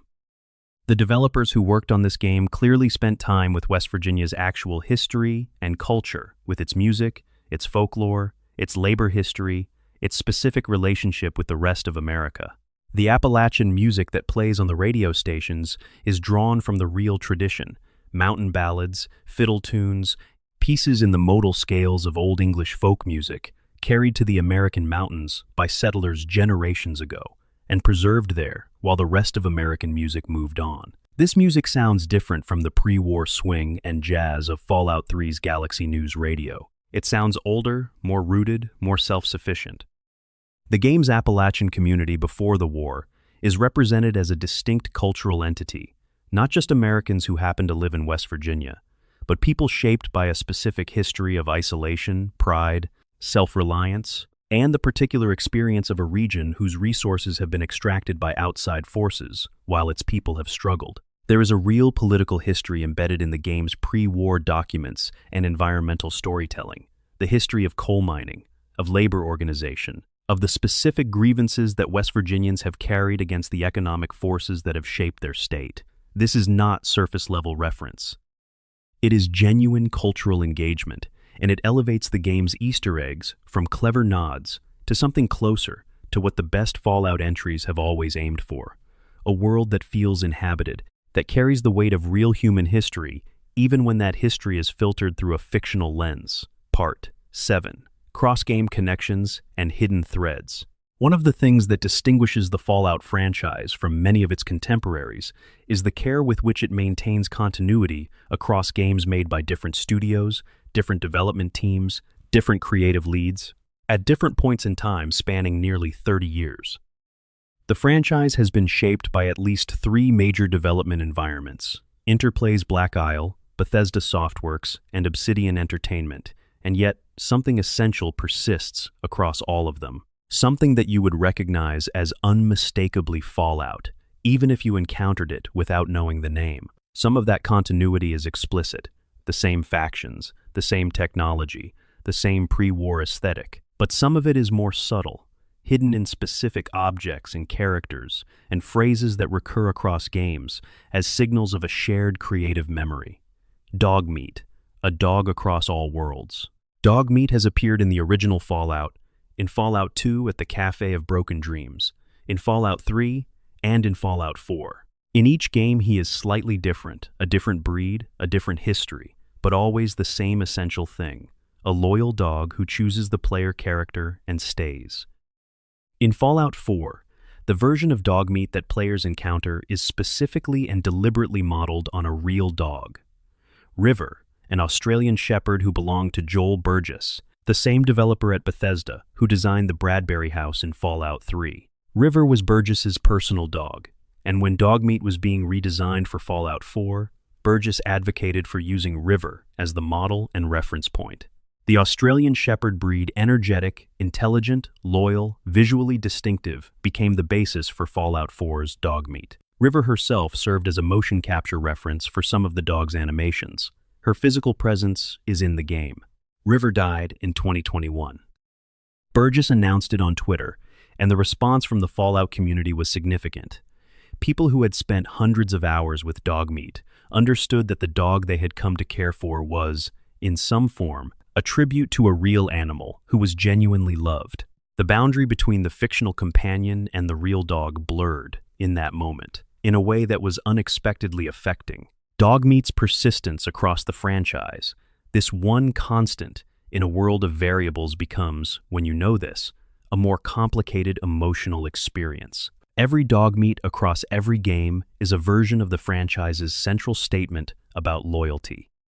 But Fallout 4's dog meat is also, specifically, a love letter from a developer to his dog, embedded in a game played by millions of people who will mostly never know it is there. The Alien Blaster, a lineage of jokes.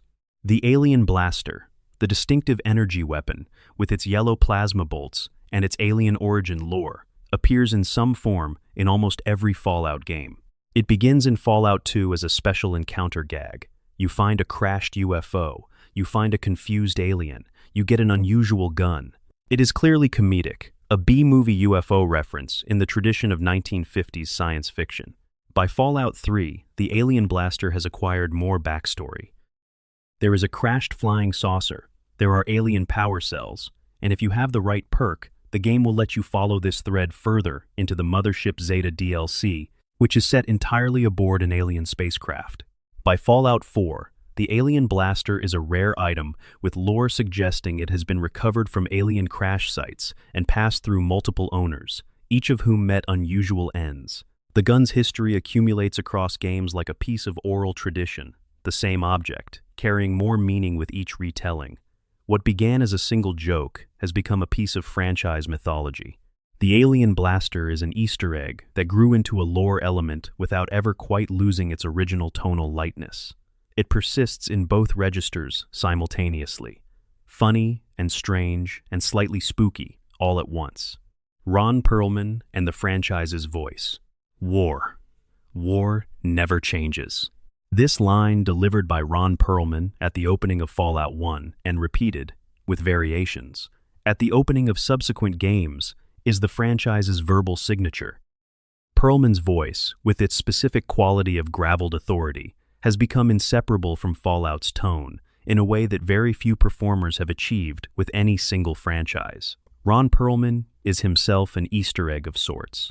He is known for playing monstrous or unusual characters in the Beauty and the Beast television series, in Hellboy, in Sons of Anarchy, in dozens of films where his particular physicality and vocal presence could be weaponized effectively. Casting him as the narrator of Fallout, a game about a world that is irrevocably monstrous but still worth inhabiting, was a curatorial decision that turns out to have been perfect. The variations on war never changes across the games are subtle but important. Each game finds a slightly different angle on the line, a different context, a different implication. By Fallout 4, the same line that opened the series with Shakespearean finality has been given enough new context that it carries a different emotional weight. The phrase has not changed, the world around it has. And that contrast between the unchanging statement and the endlessly changing world it describes is itself a kind of very slow, very extended Easter egg. Liberty Prime and the political subtext.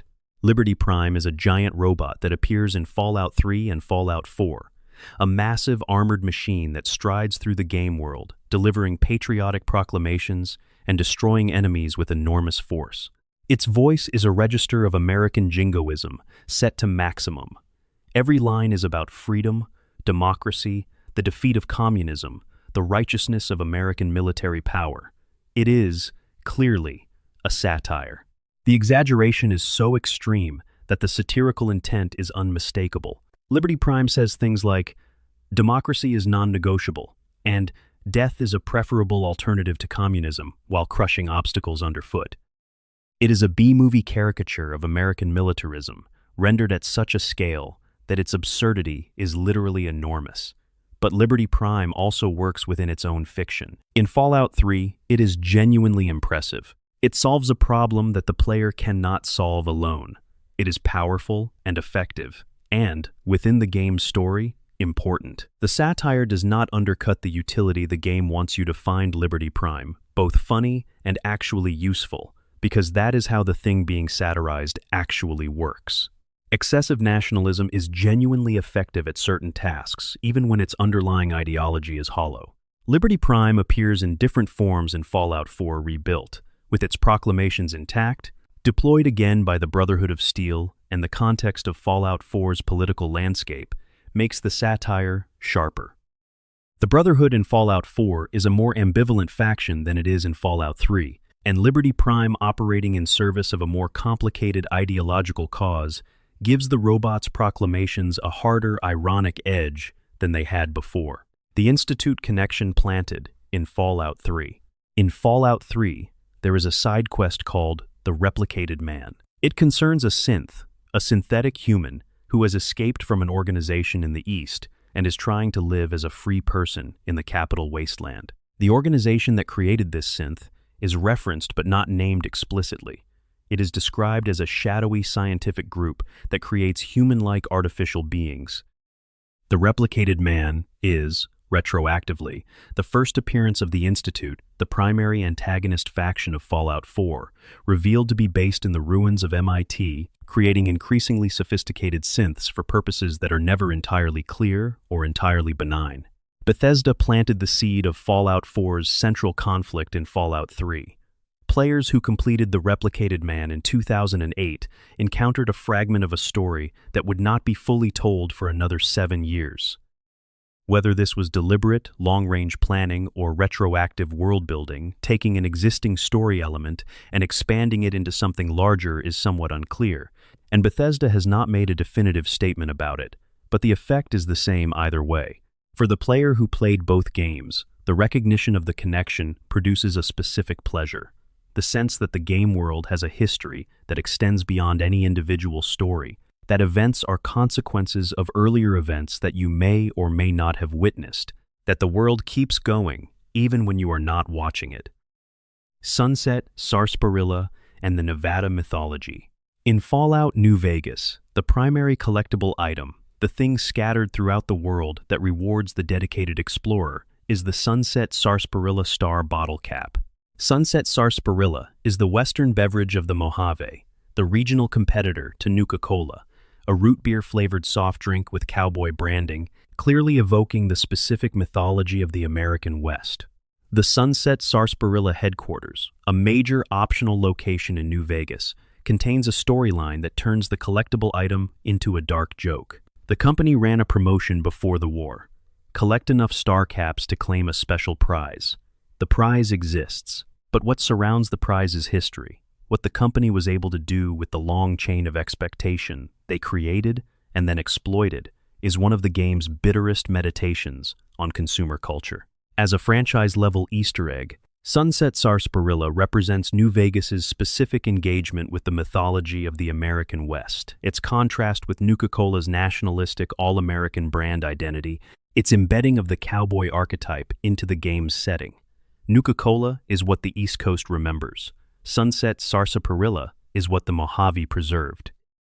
Both are corporate constructions, but they encode different American myths: manifest destiny and aerospace futurism versus cowboy individualism and frontier self-sufficiency, the Vault Dweller's descendant. The main character of Fallout 2 is explicitly the grandchild of the main character of Fallout 1. This is announced in the game's opening, told plainly. The Chosen One, as Fallout 2's protagonist is called, is on a quest that begins with the legacy of their ancestor. They live in a village that their grandfather or grandmother helped to establish. They are selected for their quest because of that heritage, and the weight of what the original Vault Dweller did and was shapes everything about who they are. This is an Easter egg of the biographical kind. The recognition that the world the player inhabits in Fallout 2 is directly continuous with the world they inhabited in Fallout 1, that the choices made in the first game had consequences that persisted into the second, that the story did not end. More importantly, it establishes a principle that the franchise has returned to repeatedly: the idea that the player character is never truly isolated, that they exist within a lineage of choice and consequence, that what they do will matter to someone who comes after them. This principle is the emotional foundation of the franchise's approach to player agency, and it is planted here, quietly, in the simple fact of the second game's protagonist being the first game's protagonist's grandchild. Part 8. The Vaults. Horror stories in plain sight.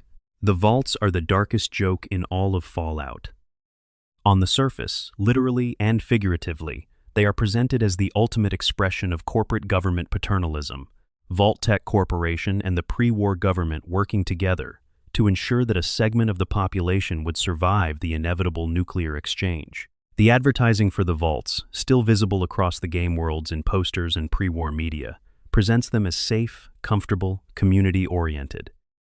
The smiling Vault Boy mascot, cheerful, thumbs-up, blue-suited and golden-haired, is a masterwork of mid-century advertising design, communicating exactly the breezy optimism of a post-war consumer culture that has decided to apply marketing logic to the end of the world. The reality of the Vaults is something that the games reveal gradually, and always more darkly than the previous revelations suggested.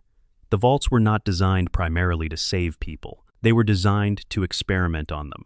The logic of the Vault experiments. Each Vault was assigned a specific experimental variable, a deviation from normal living conditions that would generate data on human behavior under stress. Some of these experiments were relatively mild by the franchise's standards. Vault 81, in Fallout 4, was designed to test experimental vaccines on its residents, using the population as medical test subjects, in a way that is monstrous, but at least functionally purposeful. Others were considerably stranger. Vault 11 inches. New Vegas was given a simple directive: the population must sacrifice one of their own number each year, or the Vault's life support systems will shut down. In reality, the life support was never going to shut down regardless of what the residents did. The sacrifice requirement was simply a test of whether a community would choose collective survival over individual protection of the innocent, when given no other apparent option. The recording you find at the end of Vault 11, documenting what happened when the residents finally refused, when a small group stood up and said they would not kill another innocent person regardless of the consequences, and waited to die together, is one of the most quietly devastating pieces of writing in the franchise.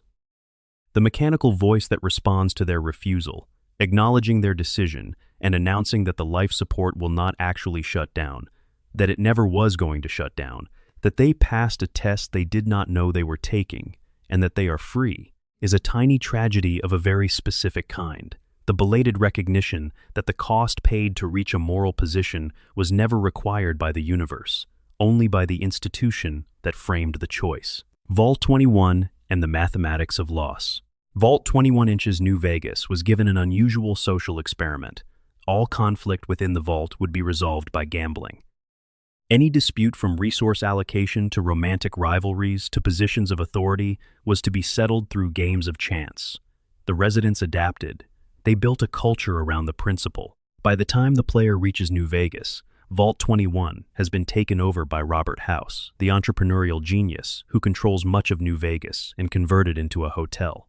The residents were expelled. The vault was repurposed. The culture that grew up inside it was dispersed. What remains is a record of an experiment in whether a community can be built around randomness, whether people can find meaning and structure and fairness in a system that resolves everything through chance.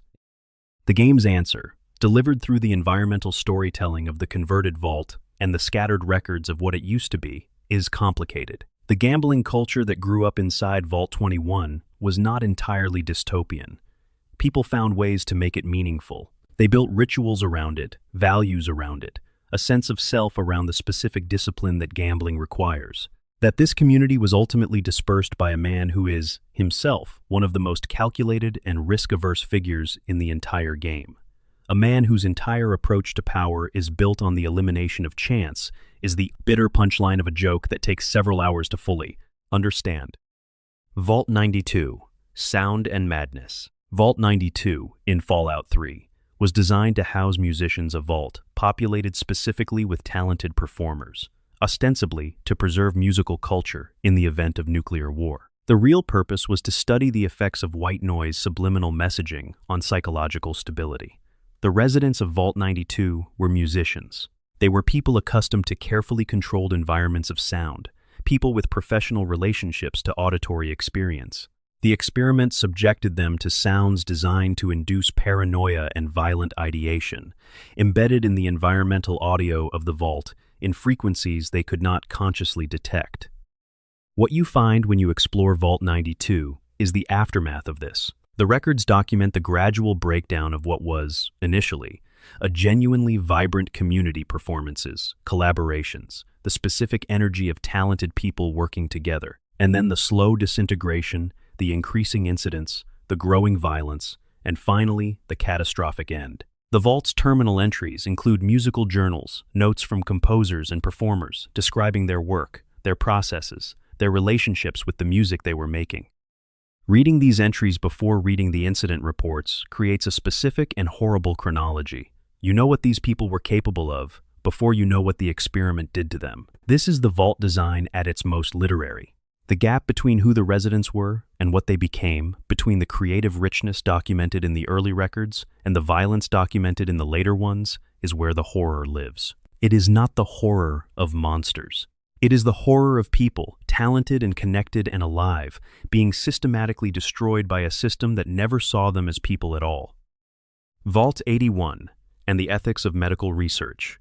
Vault 81, in Fallout 4, was supposed to test experimental cures for diseases, using the Vault's residents as test subjects without their knowledge or consent. The overseer assigned to run the experiment refused. She sabotaged the program, ensuring that the medical experiments were never conducted, and the Vault ran as something close to a normal community as a result. When you find Vault 81, it is one of the healthier communities in the Commonwealth. Functional, self-sustaining, not particularly hostile. There is a doctor, there is a school. There is a sense of ordinary life being conducted. Imperfectly, but genuinely. The Easter egg is the fact that this is the exception. Every other Vault you encounter in the franchise has been shaped, distorted, or destroyed by its experiment. Vault 81 survived more or less intact because one person, given the power to implement a monstrous directive, chose not to. The Overseer's personal log, if you find it, makes clear that this choice was not without cost. She knew what she was doing. She knew the probable consequences for her own position, and she made the choice anyway. Vault 81 is Fallout's optimistic answer to the question the Vaults pose. Is it possible to resist the institutional logic of a system designed to use people? The answer, embedded quietly in one of the Commonwealth's few genuinely pleasant locations, is yes. Sometimes, when someone in the right position is brave enough and clear-eyed enough and cares enough about the right things. Vault 88 and the dystopia of design. Vault 88, accessible through the Vault-Tec Workshop DLC, was never completed. The player finds it still under construction, the experiments planned for it, never implemented because the bombs fell before the Vault was ready to receive residents. This means the player can, in this DLC, design and implement the Vault experiments themselves. You are given the option to recruit residents and subject them to the planned experiments. A modified soda machine that causes cravings and mood manipulation, an exercise bike that produces addictive stimulation, a modified slot machine. The DLC is asking you to be the experimenter. It is putting the player in the position of Vault-Tec, giving you the mechanical ability to do exactly what the corporation did, to treat a population as a resource for data collection. And it is watching to see what you do. Most players, encountering this, feel the discomfort it is designed to produce. The mechanical distance between running a Fallout Vault experiment as an in-game activity and conducting unethical medical experiments on unconsenting subjects as a moral description of the same activity is deliberately narrow. The DLC does not force you to run the experiments, but it shows you, through the experience of being offered the option, exactly how the logic of institutional research turns people into data points. The Vault as metaphor. Taken together, the Vault experiments are one of the most sustained pieces of philosophical Easter egg design in gaming. Each individual vault is a reference to real ethical debates in the history of scientific research, to specific moments in the history of psychology and medicine, to the long tradition of science fiction, exploring what institutions do with bodies and minds when the accountability of normal social life is removed.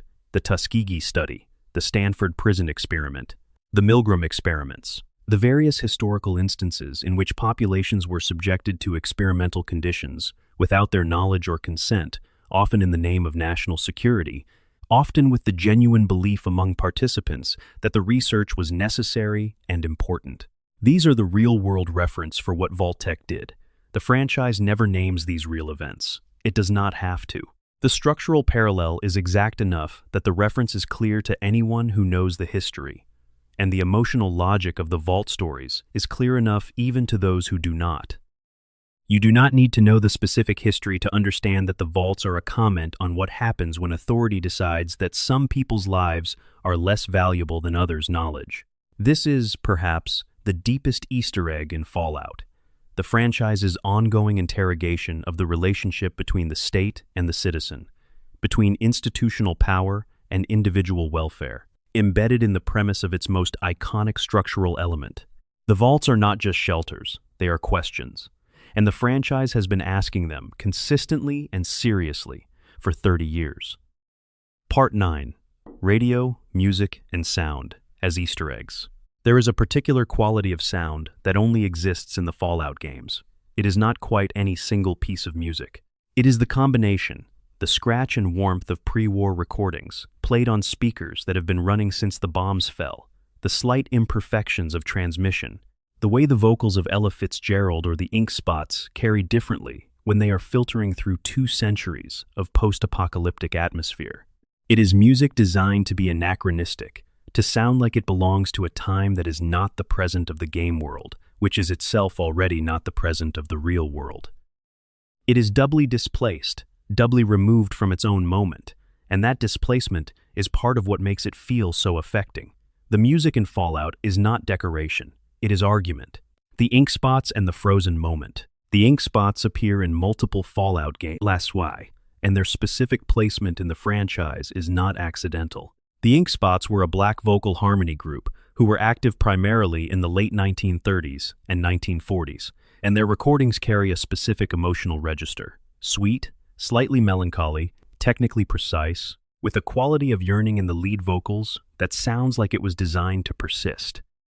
I Don't Want to Set the World on Fire is perhaps the most famous of the ink spots tracks used in the franchise. Its use in Fallout 3's opening sequence, playing over the Vault Boy animation that describes the game's backstory, then continuing as the player first emerges into the post-apocalyptic world, is one of the most carefully calibrated pieces of tonal juxtaposition in game history. The song expresses longing for a single, specific person. The singer does not want to set the world on fire, only to start a flame in one person's heart. It is the smallest possible aspiration, the most private, the most human, the most reducible to the individual rather than the collective. Playing it over images and descriptions of the most collective catastrophe in human history creates a gap that is, depending on your emotional disposition at the moment, either funny or heartbreaking, often both simultaneously. The ink spots recordings function as Easter eggs for anyone who knows their history, reminders that these were real musicians, that this music predates the fiction by decades, that real people made these sounds in a real world, that was itself navigating enormous historical trauma.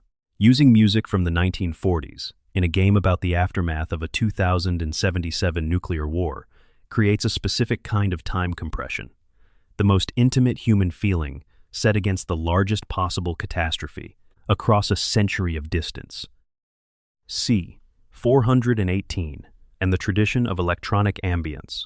While the Fallout franchise uses pre-war recordings, it is worth noting the specific way that ambient sound design has been used across the games to embed references and create emotional environments that function as extended Easter eggs. In the underground areas, the vaults, the subway tunnels, the deep caves, the ambient sound design creates a specific psychological environment.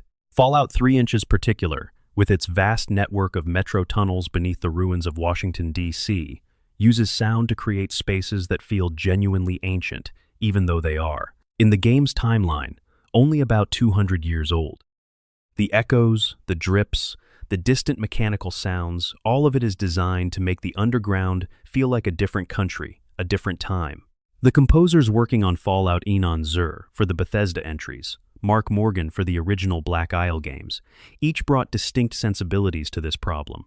Mark Morgan's original Fallout and Fallout 2 soundtrack is electronic and unsettling, full of textures that feel industrial and slightly wrong, music that communicates a world where something fundamental has been damaged. Enon Zur's work for Fallout 3 and its successors is more orchestral, more obviously cinematic, building the kind of emotional arcs that support a game designed to be navigated over many hours. The terminal entries as literature. Before we move on from sound, a note about the written word. The terminal entries scattered throughout the Fallout games are themselves a kind of extended Easter egg for the literary-minded player. Many of these entries are written with genuine care, in voices distinct from one another, in styles that reflect specific emotional states and educational backgrounds and historical moments. They are not simply exposition, they are fiction. Character studies compressed into a paragraph or two, emotional arcs compressed into a single document, entire human lives compressed into the last entry before something terrible happened. Some are funny, some are procedural to the point of parody, the kind of bureaucratic language that continues expressing itself in the same register, regardless of the events being described, a joke about institutional culture's inability to register urgency. Some are simply devastating, the last message someone wrote before their world ended, capturing in a few sentences the specific quality of a life that was ordinary until suddenly it was not. The Fallout games contain hundreds, probably thousands of these entries across all the main titles and their DLC. Reading them all would take longer than playing the main quests. Most players read a fraction of them, but the players who read widely discover that the game world is inhabited not just by the characters they interact with, but by the vast number of people who lived here before the bombs. People who had concerns about their children, arguments with their neighbors, anxieties about their finances, hope for things that were never going to work out. This is the franchise's deepest form of world building, and its deepest form of Easter egg, the implication that the world existed in full detail before the player arrived, that it was populated by a humanity too complex and numerous to be represented only by the people the player speaks with.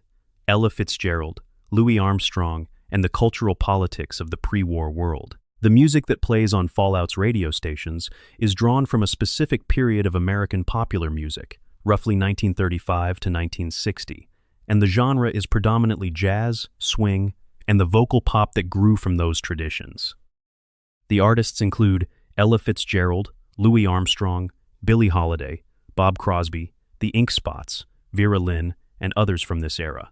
This is not simply nostalgia. The choice of this specific period is meaningful. The pre-war Fallout world diverged from real history at some point in the mid-20th century, and the cultural consequences of that divergence included a freezing of popular music at the moment of the divergence.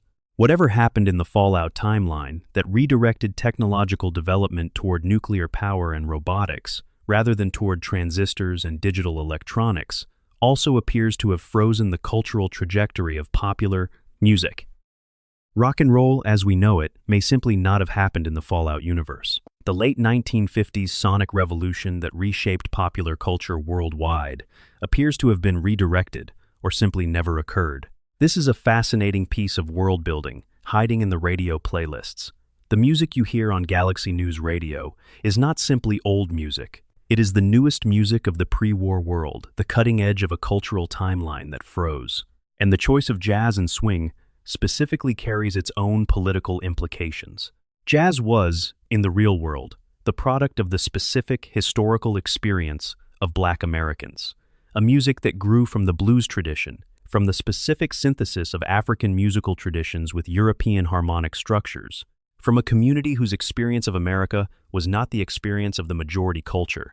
Using jazz as the soundtrack of a pre-war American utopia that is simultaneously full of racial injustice, which the games acknowledge, however obliquely, creates a gap that the thoughtful player can notice. The music says one thing, the world says another. And the dissonance between them is, quietly, part of the franchise's ongoing critique of the American mythology. It is simultaneously celebrating and examining Radio New Vegas and the geography of sound. The radio stations of New Vegas are more varied than those of Fallout 3, a reflection of the Mojave's more complex social geography. Radio New Vegas, run by Wayne Newton's Mr. New Vegas, plays a program tilted toward jazz and pop standards, but with a distinctly Western flavor. Mojave Music Radio plays instrumental country and Western music cowboy ballads, fiddle-heavy pieces, the specific sound of the American Southwest's musical tradition. The coexistence of these two stations is itself an Easter egg about the Mojave's character as a meeting place of different American mythologies. Las Vegas, even in the Fallout timeline, is a synthesis, the sophistication of big band entertainment culture meeting the rough individualism of the frontier West. The two radio stations encoding these two traditions, each operating simultaneously without necessarily acknowledging the other, captures something true about Las Vegas and about the specific kind of American cultural complexity that the Southwest represents. There are also pirate radio transmissions scattered through the Mojave's small, localized broadcasts that the player can pick up briefly in specific areas. These transmissions carry different kinds of content. Emergency messages recorded before or during the war, personal messages sent by individuals who hoped someone might be listening, the specific quality of voices speaking into an uncertainty about whether they would ever be heard. Finding these transmissions requires exploration of specific areas, and they function as audio Easter eggs rewards for the player who wanders off the marked path and listens carefully to what the environment is saying. The sound of the Dunwich locations. We have spoken about the Dunwich building in Fallout 3 and the Dunwich borers in Fallout 4 as visual and narrative Easter eggs, but both locations also function as audio Easter eggs experiences designed to communicate their horror primarily through sound.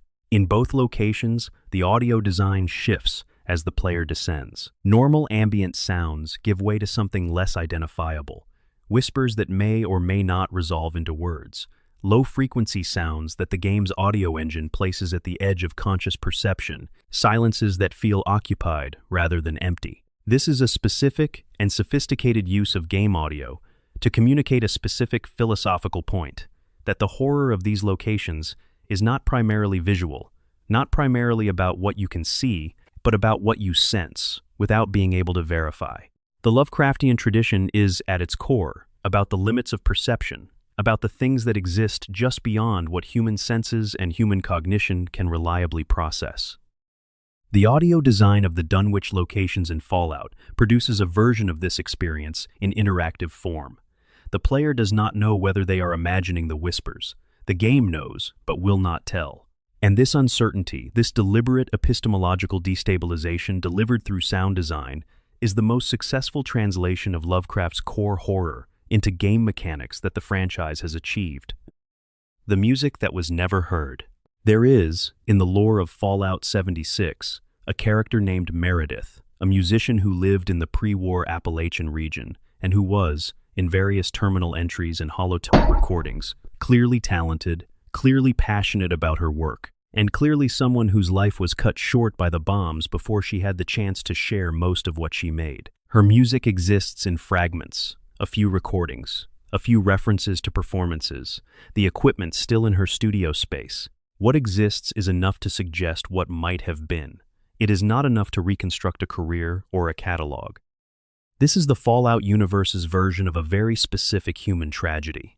The creative work that was lost. The musician who died before her music could reach anyone beyond her immediate community. It is not a pop culture reference. It is not a hidden joke. It is a small, quiet monument to the specific kind of loss that cultural catastrophe produces, not the dramatic loss of life, but the undramatic loss of what those lives might have made. Finding Meredith's studio and her recordings is not a mission objective. There is no reward attached to it. It is simply there, waiting for the player who is curious enough to enter a building that the game does not tell them to enter, and patient enough to read what they find inside it. Part 10. Developer signatures and real-world echoes.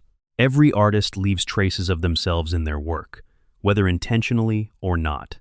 The brushstroke that is distinctively theirs, the recurring image that appears across different projects, the joke that only makes sense to someone who knows their biography. The developers of Fallout are no exception. Across the franchise, embedded in the world at the level where only the most attentive players notice, there are signatures, personal tributes, biographical details, professional in-jokes, and the kind of small, self-referential gestures that tell you something real about the people who spent years of their lives building this world. Ken Rolston and the Grandmaster. Ken Rolston was a designer who worked at several of the studios involved in the early Fallout era, and later became one of the lead designers of Bethesda's Elder Scrolls games, most famously Morrowind and Oblivion. He is also an accomplished chess player.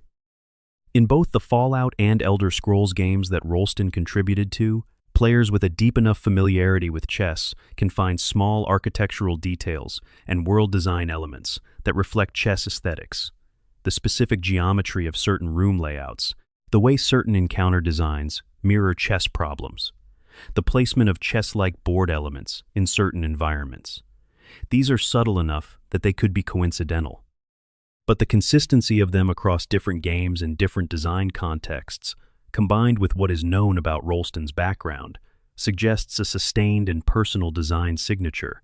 A chess enthusiast, leaving the fingerprint of his hobby in the worlds he helps to build. Joel Burgess and the environmental storytelling signature. Joel Burgess, who we have discussed in the context of the Bradbury House and Dogmeat's connection to his dog River, has talked publicly about his approach to environmental storytelling, the art of communicating narrative information through the arrangement of objects in a game space rather than through text or dialogue.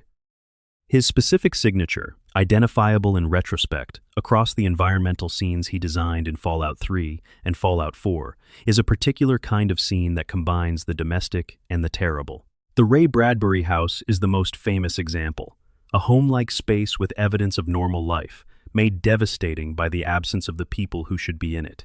But there are other scenes throughout both games that carry the same emotional logic, spaces that communicate, through the arrangement of objects, the gap between what life was supposed to look like here and what it actually became. This signature is itself a kind of Easter egg, recognizable as a distinct sensibility once you know to look for it, invisible if you do not. The players who have spent enough time with Burgess's work, who have heard him discuss his approach, can walk through a Fallout game and identify his particular way of placing things in a room, the way you might identify a painter's style from across a gallery. Emile Pagliarulo and the narrative approach.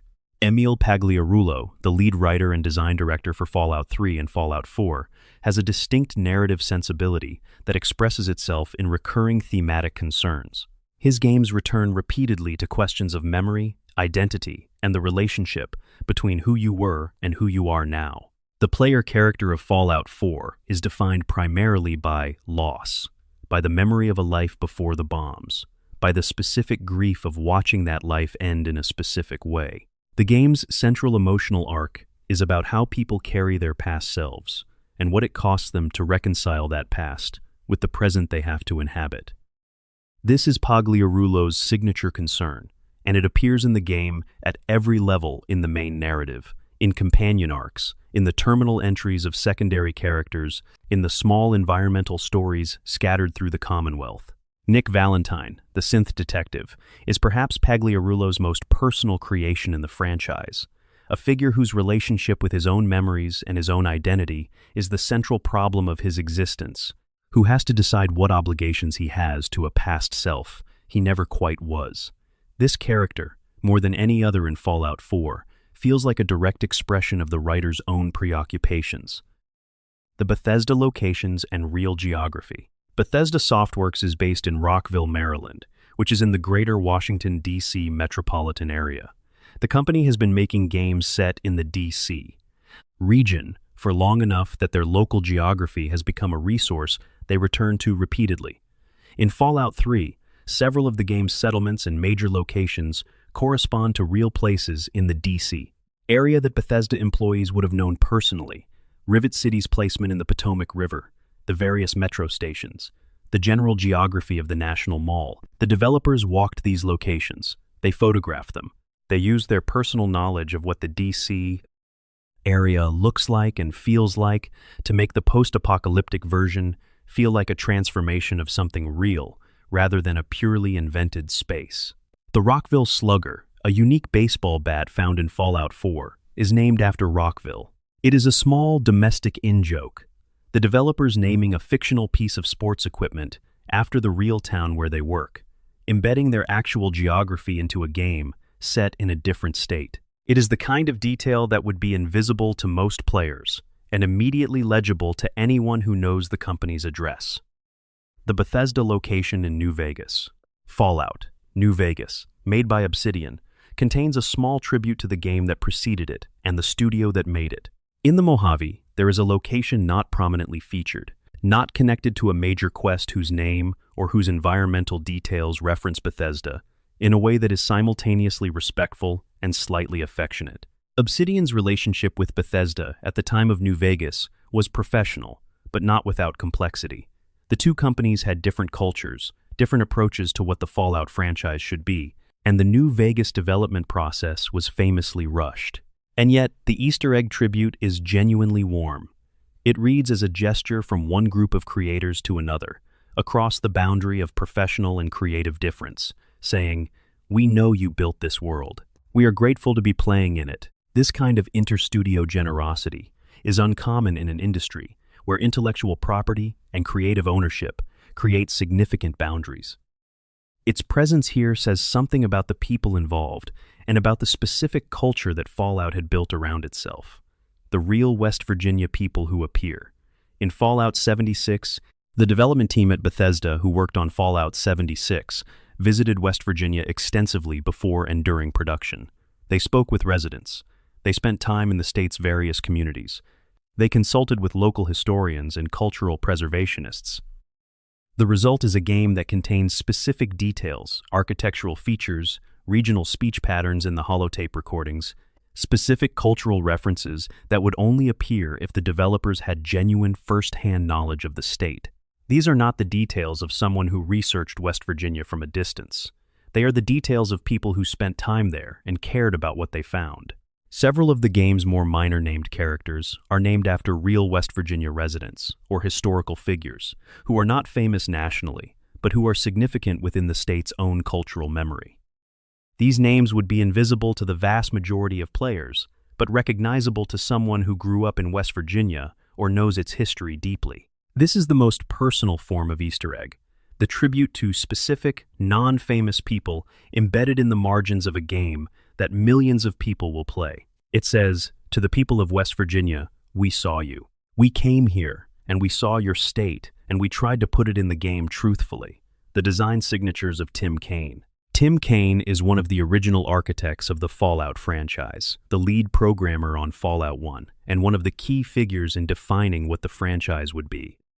He later moved on from Interplay and has worked at several other studios, but his influence on the franchise's foundational design, the special system, the game's tone, the specific quality of its dark humor is fundamental. In discussions and interviews over the years, Kaine has identified several design principles that he considers essential to Fallout's identity. The importance of giving the player genuine choices with genuine consequences, the importance of writing characters who have coherent worldviews even when those worldviews are wrong, and the importance of humor as a structural element rather than a decorative one.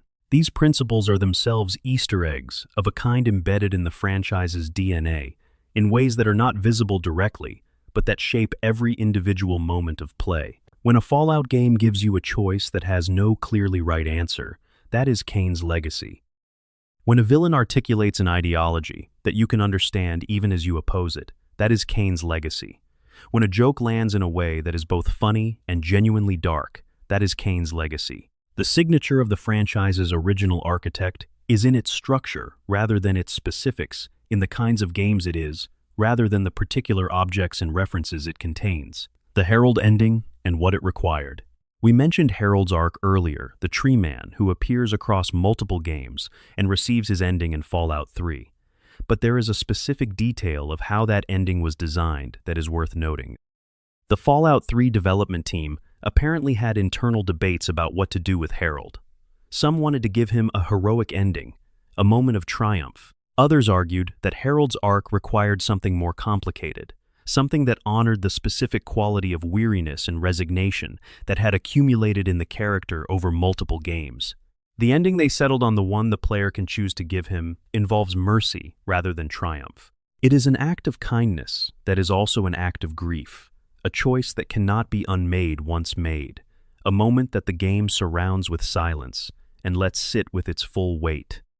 This required a specific kind of courage from the writing team, the willingness to give a character an ending that is not triumphant, that does not resolve cleanly, that requires the player to sit with ambiguity. It required trusting the player to handle an ending that is genuinely sad rather than bittersweet. The developer's willingness to do this, to take a character they clearly loved and give him the ending he needed rather than the ending that would have felt satisfying in a simpler emotional register, is itself a form of respect for the character, for the players who cared about him, for the tradition that created him.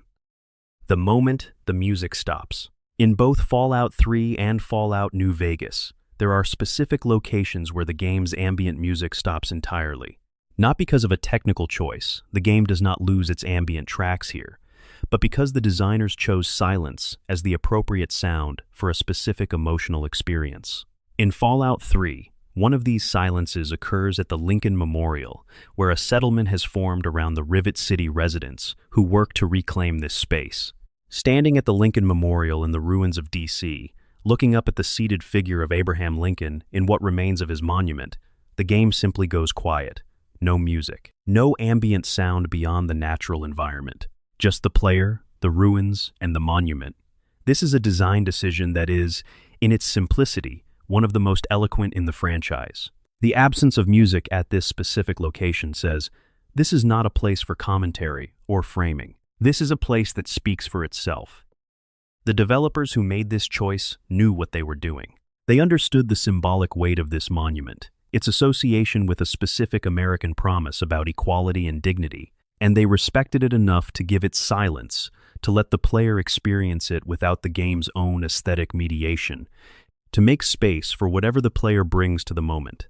Part 11 hidden, in plain sight. The Easter eggs of everyday objects. There is a category of Fallout Easter egg that does not require finding a hidden location or reading a specific terminal entry. These are the details embedded in the ordinary objects of the game world, the items, the descriptions, the everyday detritus of a world that existed before the bombs and left its objects behind. The game's world is furnished with objects, and many of those objects have more in them than their surface appearance suggests. The Vault Boy and mid-century graphic design. The Vault Boy, the smiling, thumbs-up mascot of Vault-Tec Corporation, is one of the most recognizable images in gaming. His design, with its clean lines and golden age of advertising aesthetic, has appeared on merchandise, in trailers, as a franchise logo, and as the face of an entire approach to presenting terrible information in an acceptable format. But the Vault Boy's visual tradition is specific. He is drawn in the style of mid-century American commercial illustration, the style of advertisements from the 1940s and 1950s that appeared in Life magazine, in the Saturday Evening Post, in the illustrated booklets that accompanied major consumer products. This style has its own history. It was the style of a specific American moment, a moment of post-war optimism, of the belief that technology was progress, and progress was good, and the future was something to look forward to with enthusiasm. The Vault Boy is a loving parody of this style. Every Vault Boy illustration, and there are many, one for each, of the special stats and skills in the game, is rendered in the exact visual language of that mid-century commercial illustration tradition, but used to depict scenarios and statistics that the original tradition would never have illustrated. The combination of cheerful graphic design style with the dark content of a post-nuclear RPG is the franchise's central visual joke, and it has been sustained across 30 years and dozens of games without wearing out. Finding the original magazine advertisements and commercial illustrations that the Vault Boy style is drawn from, looking at actual 1950s, consumer culture imagery alongside the game's iconography reveals the depth of the homage. The developers studied this style carefully. They understood it well enough to reproduce it convincingly, and then to subvert it precisely. Nuka-Cola and the Real-World Advertising Archive. Nuka-Cola's advertising aesthetic, visible in posters, billboards, vending machines, and promotional materials scattered throughout the game world, draws from real mid-century soft drink advertising. Coca-Cola, in particular, was one of the most sophisticated advertisers of the 20th century, producing visual campaigns that were cheerful, aspirational, and technically excellent. The Nuka-Cola aesthetic mimics this tradition with enough fidelity that it reads as genuine period advertising to many players who encounter it. The color palette, the typography, the specific quality of the illustration style, these are accurate enough to the real Coca-Cola advertising tradition that they could be mistaken for actual mid-century commercial art by someone who did not look too closely. The Easter egg here is art historical. A game that is set partly in a world of frozen 1950s aesthetic has recreated that aesthetic's commercial art tradition with enough accuracy that encountering it in the game is like encountering the real thing. Fallout's pre-war world feels authentic, partly because its advertising feels authentic, and its advertising feels authentic because the developers researched it seriously. The holotapes and the ghost of the cassette tape. Holotapes, the small data storage devices used throughout the Fallout games to store audio recordings, software, and data, are a direct visual reference to the cassette tape. Their shape, their form factor, the way they are inserted into players and readers, all of it is designed to evoke the cassette tape in a science-fictional register. The cassette tape was the dominant portable audio storage medium of the 1970s and 1980s, and it carries a specific cultural resonance for people who grew up with it. The mixtape, a cassette tape compiled by hand, one song at a time, as a gesture of intimacy or aspiration, was a form of emotional communication that has not survived into the digital era in quite the same way. You cannot make a holotape mixtape in Fallout, but the form of the object carries the memory of what that technology meant. In Fallout 4, several of the more personal holotape recordings, the ones where someone is speaking to a specific other person, in a voice that clearly carries the weight of everything the speaker knows may happen, have the quality of a last mixtape, a final message, recorded in the knowledge that the person you are speaking to may never receive it, but made with the same care you would bring to making something you hoped they would. The pre-war books. Books in Fallout cannot be read. They are objects present on shelves, on tables, in display cases, but their contents are not accessible to the player. You can pick up a book, you can sell it or use it to improve your skills in the older games, but you cannot open it and read what is inside. This is partly a technical limitation and partly a design choice. But the specific titles of the books that exist in the game world are themselves Easter eggs, or rather, collections of Easter eggs. The shelves of the National Archives, the Rivet City Library, the private collections of wealthy pre-war families, all of them contain books whose titles are visible when you examine them. Some of these titles are real books, actual published novels, historical texts, technical manuals. Others are clearly invented, bearing titles that suggest the specific concerns of the Fallout timeline's divergent history. But both categories reward attention. The real books tell you what the pre-war people of this world were reading, what literature they valued, what ideas they engaged with. The fictional titles sketch a picture of an alternative literary culture, of the books that were written in a world where history went differently. This is one of the quietest Easter egg traditions in the franchise. The library as a portrait of a civilization, readable only by the player willing to walk slowly through its shelves and read what is on the spines. The children's drawings in vaults. In the residential quarters of the vaults, the areas where families lived, where children grew up, where scattered on walls and in rooms, children's drawings. These drawings are small and crudely rendered in the game's aesthetic, in the way children's drawings always are. They show the same subjects that children have always drawn: families, houses, landscapes, the world as they imagine it and wish it to be. In the context of the vault underground, without sunlight, without the world outside, that children would normally draw from these drawings are quietly devastating. Some of them show the surface: a sun, a sky, trees, things the child who drew them had never seen. Some show the vault itself, but drawn with the same aspirational warmth that children bring to drawings of their homes. The vault is a beautiful place, as a safe place, as the whole world. Because the whole world is what fits inside the experience of a child who has never left. Finding these drawings not because a quest directed you there, but because you walked into a room in a long-dead vault and looked at the walls, is the franchise at its most human. There is no narrative information in a child's drawing. There is no lore to extract. There is only the evidence of a life that was lived here, small and ordinary and irreplaceable. The wedding ring. In Fallout 4, the player character begins the game with a wedding ring, the ring of their spouse, who was killed in the game's opening sequence. The ring is a small object. It has a weight of 2, which is the standard weight for a ring in the game's inventory system.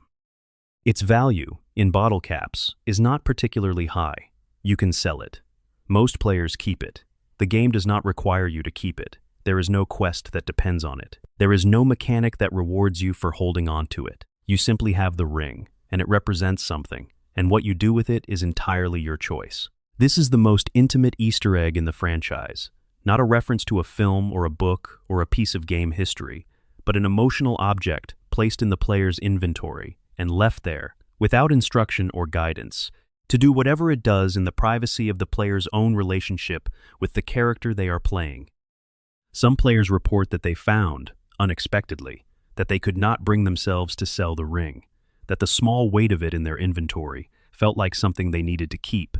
Others report that selling it or not kept them up not with satisfaction, but a small pang, and that the feeling surprised them. The developers who made this decision, who gave the player this object, and then gave them complete freedom to do whatever they chose with it, understood something true about the way emotional experience works in games. Objects carry weight that is not measured in grams or bottle caps. The ring is a wedding ring in a game, but the feeling attached to it is a real feeling. The preserved grocery store. In various locations throughout the Fallout games, in both the metropolitan and suburban areas, there are grocery stores. Pre-war supermarkets and corner shops, preserved in the amber of 200 years of decay, still stocked with the objects that were on their shelves when the bombs fell. Walking through a preserved grocery store in Fallout 3 or Fallout 4 is an oddly specific experience. The products on the shelves are branded pork and beans, Yum Yum deviled eggs, sugar bombs, Fancy Lads, snack cakes, and these brands are designed with the same fidelity to mid-century consumer culture aesthetics as the Nuka-Cola advertising. The fonts, the color schemes, the product names, all of them are designed to feel like real things from a specific historical moment. The Easter egg here is the specificity of the preservation. The grocery store in ruins is not simply a backdrop. It is an argument about what survives and what constitutes cultural memory. The products on these shelves, silly, ordinary, designed to appeal to the lowest common denominator of consumer desire, have outlasted the people who made them, the companies that manufactured them, the economy that gave them value. They are here, still recognizable, still carrying the aesthetic of their moment, in a world that has been profoundly transformed. What does it mean that Fancy Lads snack cakes are still recognizably Fancy Lads snack cakes 2 centuries after the end of the world? What does the persistence of brand aesthetics tell us about what we actually preserve? The grocery store is funnier than the National Archives, and in being funnier, it makes its point more sharply. APASTWLV, the companions, characters who are Easter eggs. The companions of Fallout, the characters who can travel with the player, who comment on the world, who have their own histories, and their own agendas, and their own ways of seeing the wasteland, are some of the franchise's finest achievements. And many of them are, in various ways, Easter eggs in themselves, characters whose names, backstories, or design choices are references to other works, tributes to real people, or expressions of the developer's own passions and preoccupations. Piper Wright and the history of journalism. Piper Wright, the journalist companion in Fallout 4, runs a newspaper called Public Occurrences. She is stubborn, passionate, committed to truth in a city that has complicated feelings about truth, and her relationship with the player is one of the warmest companion arcs in the game. Public Occurrences is a real historical name. Public Occurrences, both foreign and domestic, was the title of the first newspaper published in the American colonies, printed in Boston in September 1690 by Benjamin Harris.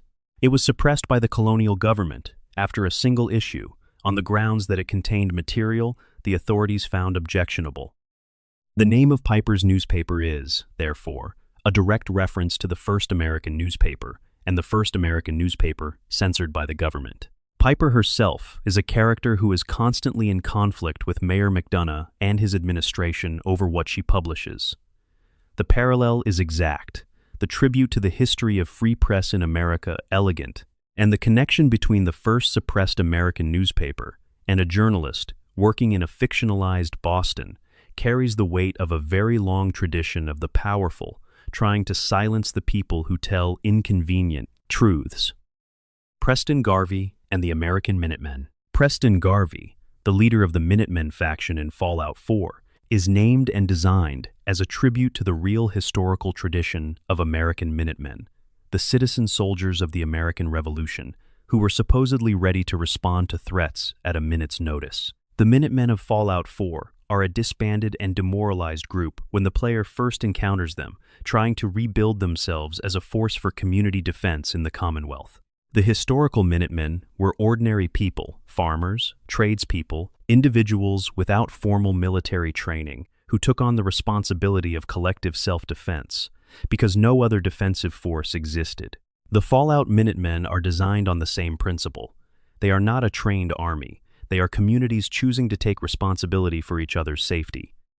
Preston Garvey's personal history, his long effort to keep the Minutemen alive even as the organization collapsed around him, his refusal to give up on a project that looked, by any reasonable assessment, finished, is a character arc that mirrors the real historical tradition he is named after.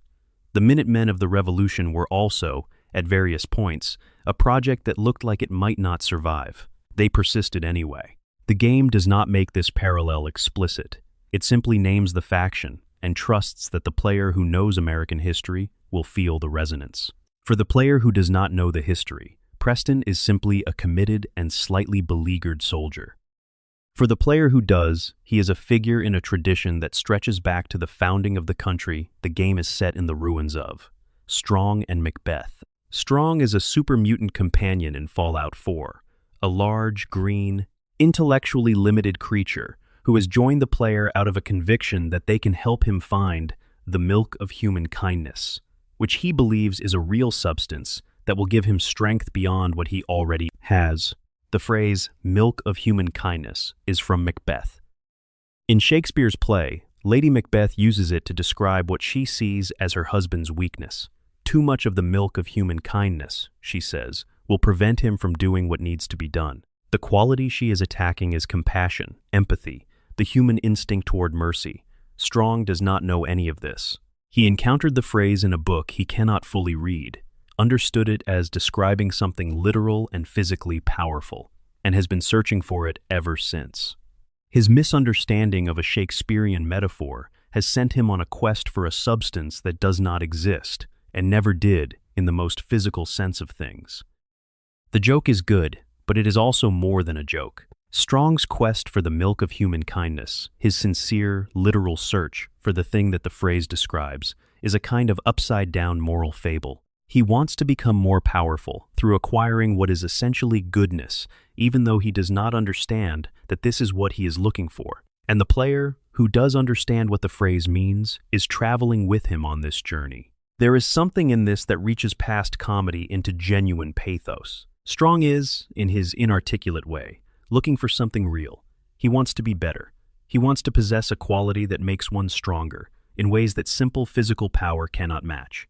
That he is looking for it in the wrong form does not diminish the quality of the looking. Nick Valentine and the Private Eye Tradition. We have discussed Nick Valentine in the context of Edgar Allan Poe, but his character also draws from a broader tradition, the hard-boiled detective fiction of Raymond Chandler and Dashiell Hammett. Chandler's Philip Marlowe and Hammett's Sam Spade are figures who navigate corrupt worlds with a personal code of integrity, cynical enough to see clearly, principled enough to keep acting on what they see. Nick Valentine is a synth detective operating in a diamond city that is full of corruption and compromise, and the kind of moral fog that pre-war detective fiction specialized in navigating. His dialogue draws from the specific verbal register of hard-boiled fiction, clipped, sardonic, occasionally poetic, in a way that is designed to look casual. The developers who wrote Nick Valentine clearly loved detective fiction and understood it well enough to write in its idiom convincingly. His lines during investigation sequences, his observations about human behavior, his way of relating to the player, all of it has the flavor of a specific literary tradition. The Easter egg is not a single reference, but a sustained tonal tribute, a whole character built in the style of a genre the developers clearly loved. Codsworth and PG. Wodehouse. Codsworth, the Mr. Handy robot who has been maintaining the player's pre-war house in Sanctuary Hills for the 200 years since the bombs fell, speaks in a particular register, warm, slightly formal, eager to please, with the specific quality of an English butler from the first half of the 20th century. This is the register of P.G. Wodehouse, specifically of the Jeeves character, Bertram Wooster's infallible and unflappable manservant, who navigates every social and practical crisis with a combination of technical capability and diplomatic finesse. Codsworth is not Jeeves exactly. His emotional range is different. His relationship with the player is warmer, but the tonal tradition is the same. What makes this Easter egg particularly affecting is the context. Jeeves serves someone who needs constant help. Codsworth has been waiting to serve someone for 200 years, maintaining a house for an owner who did not come home, performing the duties of a domestic servant for a household that ceased to exist on the day of the bombs. The warmth and eagerness of his register, the Wodehoosian pleasantness, carries 2 centuries of waiting in it. When Codsworth is finally reunited with the player character, when the person he has been waiting for finally comes home, his voice has that particular quality of a butler who would never admit to relief, because that would be inappropriate, but whose relief is evident in every careful word. Kate and the addiction storyline. Kate, a companion in Fallout 4, is a cage fighter with a history of substance abuse. Specifically, she is addicted to Psycho, one of the game's combat drugs. Her companion questline concerns her addiction and involves helping her through a treatment process. What makes Kate's addiction storyline work, as more than a simple game mechanic, is the specificity with which it was written. Her backstory, revealed gradually through companion conversations, describes the specific logic by which she arrived at her addiction, the trauma that preceded it, the sequence of circumstances that made the drug feel necessary, the way the addiction became entangled with her sense of identity and self-worth. This is not a medical textbook, but it reflects, clearly, the work of writers who took the subject seriously, who understood addiction not as a moral failing, but as a complex human experience with specific origins and specific mechanisms. The companions of Fallout 4 are, at their best, portraits of people whose damage is comprehensible, whose circumstances are specific, whose stories have the texture of real human experience. Kate is an Easter egg in the sense that her storyline is a tribute to the tradition of compassionate, serious portrayals of addiction in literature and film, the understanding that the most important thing about an addicted person is not their addiction, but the person surrounding it. Writers who have loved this tradition, who have read the books and seen the films and thought carefully about what they accomplish, made Kate, and she is better for it. The first companions and what they established. Ian, the first companion available in the original Fallout, is a small-arms specialist from from a settlement in the wasteland, who can be hired to accompany the player. He is not a deeply written character by the standards of what the franchise would later produce. He is functional, mostly. He has a few lines. He will follow you until one of you dies. But Ian's existence established a principle that the franchise has built on across every subsequent game. The principle that the wasteland is better navigated with someone beside you. That the world of Fallout, however violent and however bleak, is not a place you are meant to be entirely alone in. Every companion in every subsequent Fallout game Dogmeat, Nick Valentine, Preston Garvey, Piper Wright, Kate, Boone, Veronica, Arcade, Gale, all of them is, in some sense, an extension of the principle that Ian established in 1997. The player is supposed to have someone with them. The world is supposed to be shared. The story is supposed to be told with someone else in the frame. This is not an Easter egg in the traditional sense, but it is a design philosophy embedded in the franchise's structure, planted at the very beginning and visible in everything that followed. Ian is the first note of a theme that the franchise has been developing for 30 years, and recognizing him as that allows the player to hear the whole melody differently. Part 13. The lore behind the lore. Every Easter egg in Fallout points towards something. Sometimes it points toward a film, a book, a piece of music. Sometimes it points toward a real historical event or a piece of geography. Sometimes it points toward an earlier game in the franchise, or toward the personal history of the developer who placed it there. But the deepest Easter eggs in Fallout point toward the franchise's own philosophy, the ideas that the games have been exploring and testing and refining since 1997. The recurring question of what civilization is. Every Fallout game asks, in some form, the same question. What is civilization and what is it for? The factions that populate the franchise represent different answers to this question. The Brotherhood of Steel answers it technologically. Civilization is the knowledge of how to build and use advanced technology, and the purpose of civilization is to preserve that knowledge. The Institute answers it scientifically. Civilization is the capacity for research and discovery, and its purpose is the advancement of human and post-human capability. The Minutemen answer it communally. Civilization is people choosing to protect each other, and its purpose is the ordinary safety and dignity of ordinary life. The game never adjudicates definitively between these answers. It presents them, dramatizes the conflicts between them, gives the player the ability to choose which vision of civilization to support, and then shows what that choice produces. This is the Socratic method applied to interactive entertainment. The game asks questions rather than providing answers, and trusts the player to do the philosophical work. Every Easter egg in the franchise, every reference to a book, a film, a piece of history, a real place is, at one level of abstraction, an argument about what civilization preserves. What is it that we carry forward? What is important enough to save? What do we choose to remember? The franchise's references to literature, music, art, history, film, all of it is a kind of answer to these questions, embedded in the texture of a world built to explore them. War never changes, as the deepest Easter egg. We have mentioned Ron Perlman's opening narration several times, but it deserves a final consideration in this context. War never changes. The line is often taken as nihilistic, as a statement about the futility of human conflict, the endless repetition of violence across history. And at one level, it is exactly that. The franchise is not naive about what human beings do to each other, and have always done. But the line is also, read more carefully, a statement about consistency, about the existence of something permanent beneath all the change. War never changes, but everything else does. People change, communities change, technologies change. The specific form of the conflict changes. What does not change is the underlying human capacity for it, and, the franchise always implies, the underlying human capacity for the opposite, for care, for building, for the small and ordinary acts of generosity and connection that make civilization worth having in the first place. Every Easter egg in Fallout is, in this sense, a small argument against the nihilism that the opening line might seem to imply. The developers who hid a Bradbury reference in a ruined house, who placed a Seymour grave in a desert cemetery, who named a newspaper after the first suppressed colonial journal, these people were not nihilists.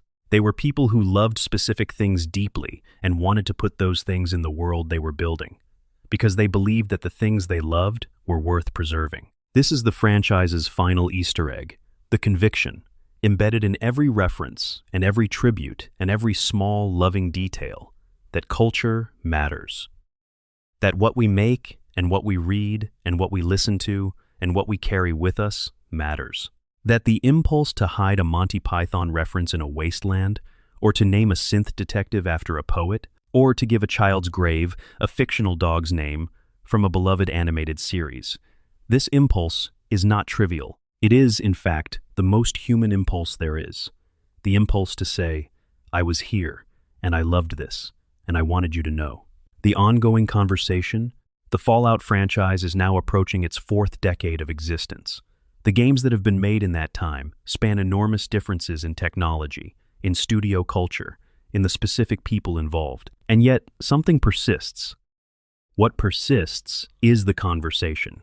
Every new Fallout game enters into dialogue with the ones that came before, picks up threads, reframes questions, adds new references to the growing body of things the franchise loves and wants to preserve. The Easter eggs accumulate across games, so that a player who has played all of them finds, in each new entry, reverberations of the earlier ones.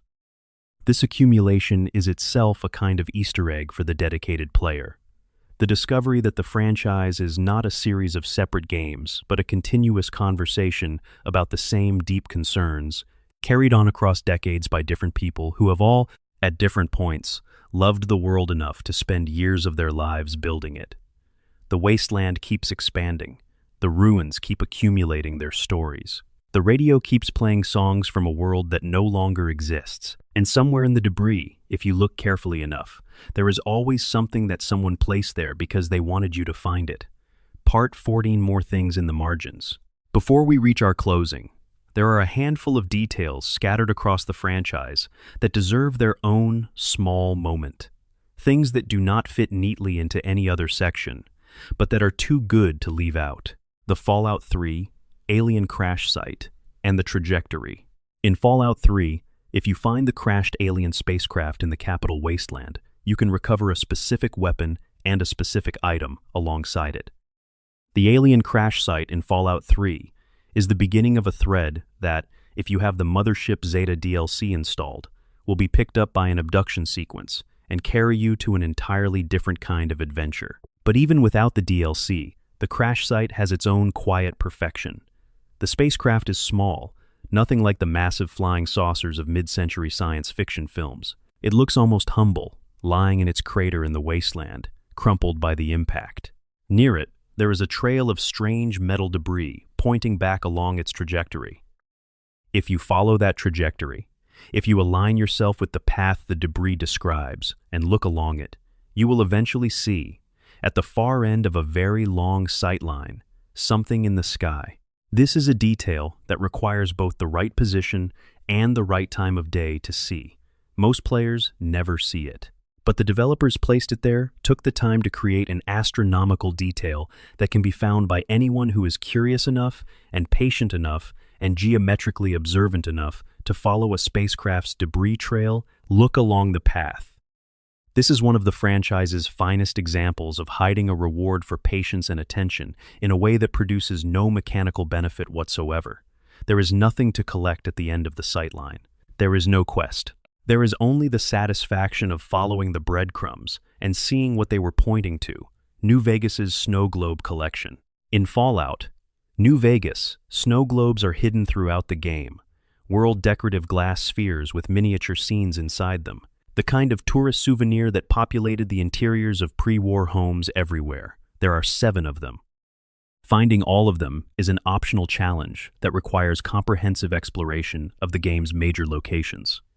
The snow globes are, functionally, collectibles, with very little gameplay impact. But they are also, in a way that is hard to fully articulate, one of the most melancholy Easter egg systems in the franchise.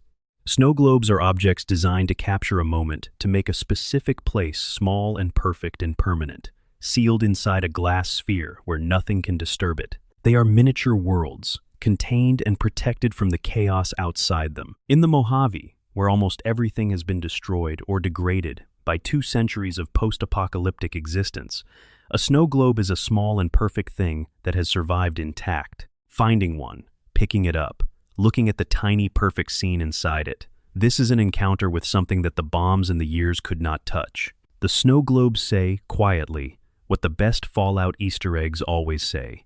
Some things survive. Not the important things, not necessarily, not in the way we would plan, but something survives.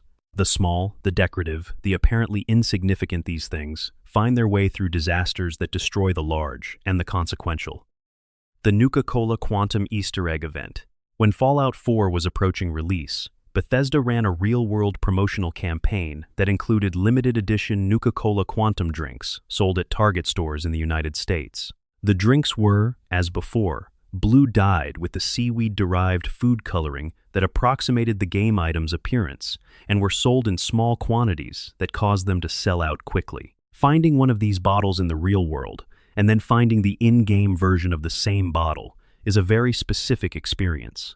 The real object and the fictional object occupying the same memory simultaneously, each making the other more vivid. The real bottle makes the game bottle more substantial. The game bottle makes the real bottle stranger and more significant than it would otherwise be. This is the most porous Easter egg in the franchise, the one that exists at the boundary between the game world and the real world, that asks the player to bring their real-world experience into the game and the game's experience into the real world. It is the franchise at its most playful and its most knowing, understanding exactly the relationship between the world it constructs and the world its players actually live in. The Fallout Bible. The Fallout Bible is not a game. It is a series of documents produced primarily by Chris Avellone, one of the primary writers of Fallout 2 in New Vegas, and one of the most respected narrative designers in the industry that attempt to compile, clarify, and extend the lore of the franchise. It was written partly as an internal interplay document and partly as a fan resource, and it was released publicly in the early 2000s. The Fallout Bible is itself an Easter egg, in a sense, a document that exists at the boundary between official lore and loving elaboration that was produced by someone who cared about the world so much that they wanted to document its history in more detail than any single game could contain.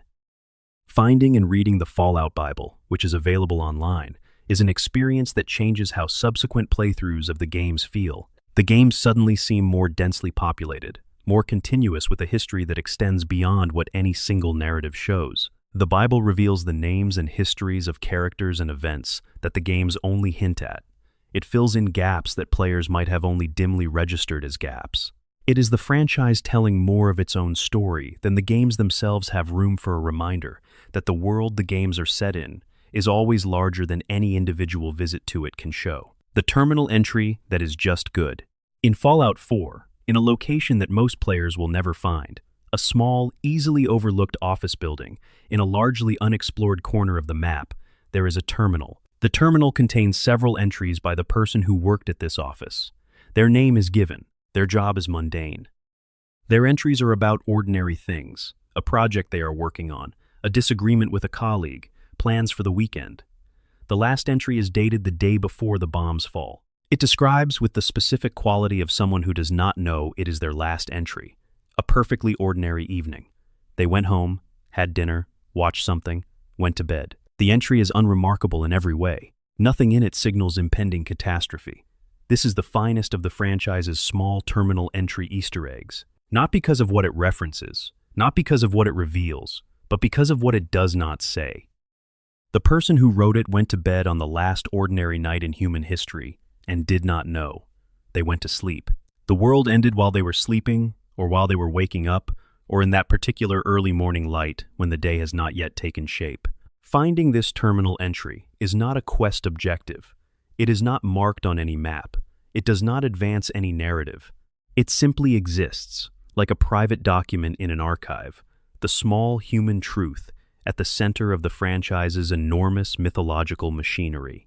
Somewhere in the wasteland, in a building you might never visit, this person's last ordinary evening is preserved in digital amber.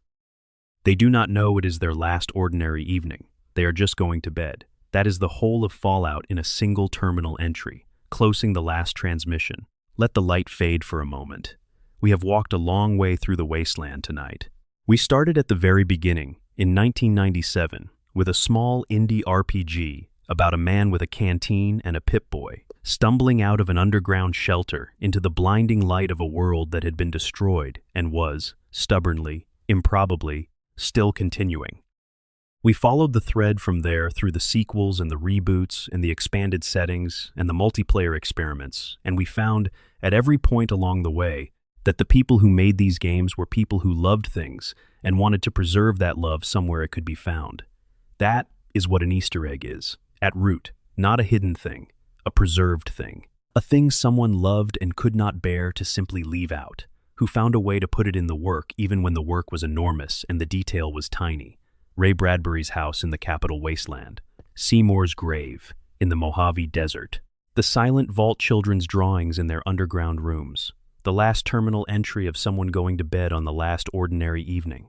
The milk of human kindness, searched for by a super mutant who cannot read Shakespeare. These are not secrets. They are gifts, left in places where someone might find them, by people who hoped in the quiet way that people always hope, when they put something into the world that the right person would come along and look. You came along and looked. That matters. The Fallout franchise has been running for nearly 30 years, and it is still going. The games keep being made, the world keeps being expanded, the Easter eggs keep being embedded by new hands who love the same tradition.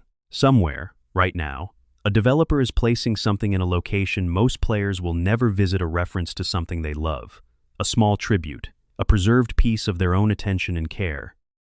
The wasteland is wide, the ruins are patient, the radio is still playing. We hope that, wherever you are and whenever you are listening to this, you found something tonight that gave you a little of what the Fallout games have always offered at their best. The feeling of a world that was built by people who cared about it, who put their curiosity and their love and their sense of humor into the corners and margins and hidden places, who wanted you to feel that you were wandering through a world that was inhabited not just by the characters you encounter, but by all the human attention that went into building it. The bombs fell 200 years ago in the Fallout timeline.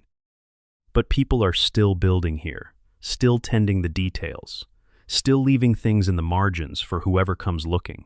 That is, as the franchise itself has been saying since 1997, about as human as it gets. Sleep well.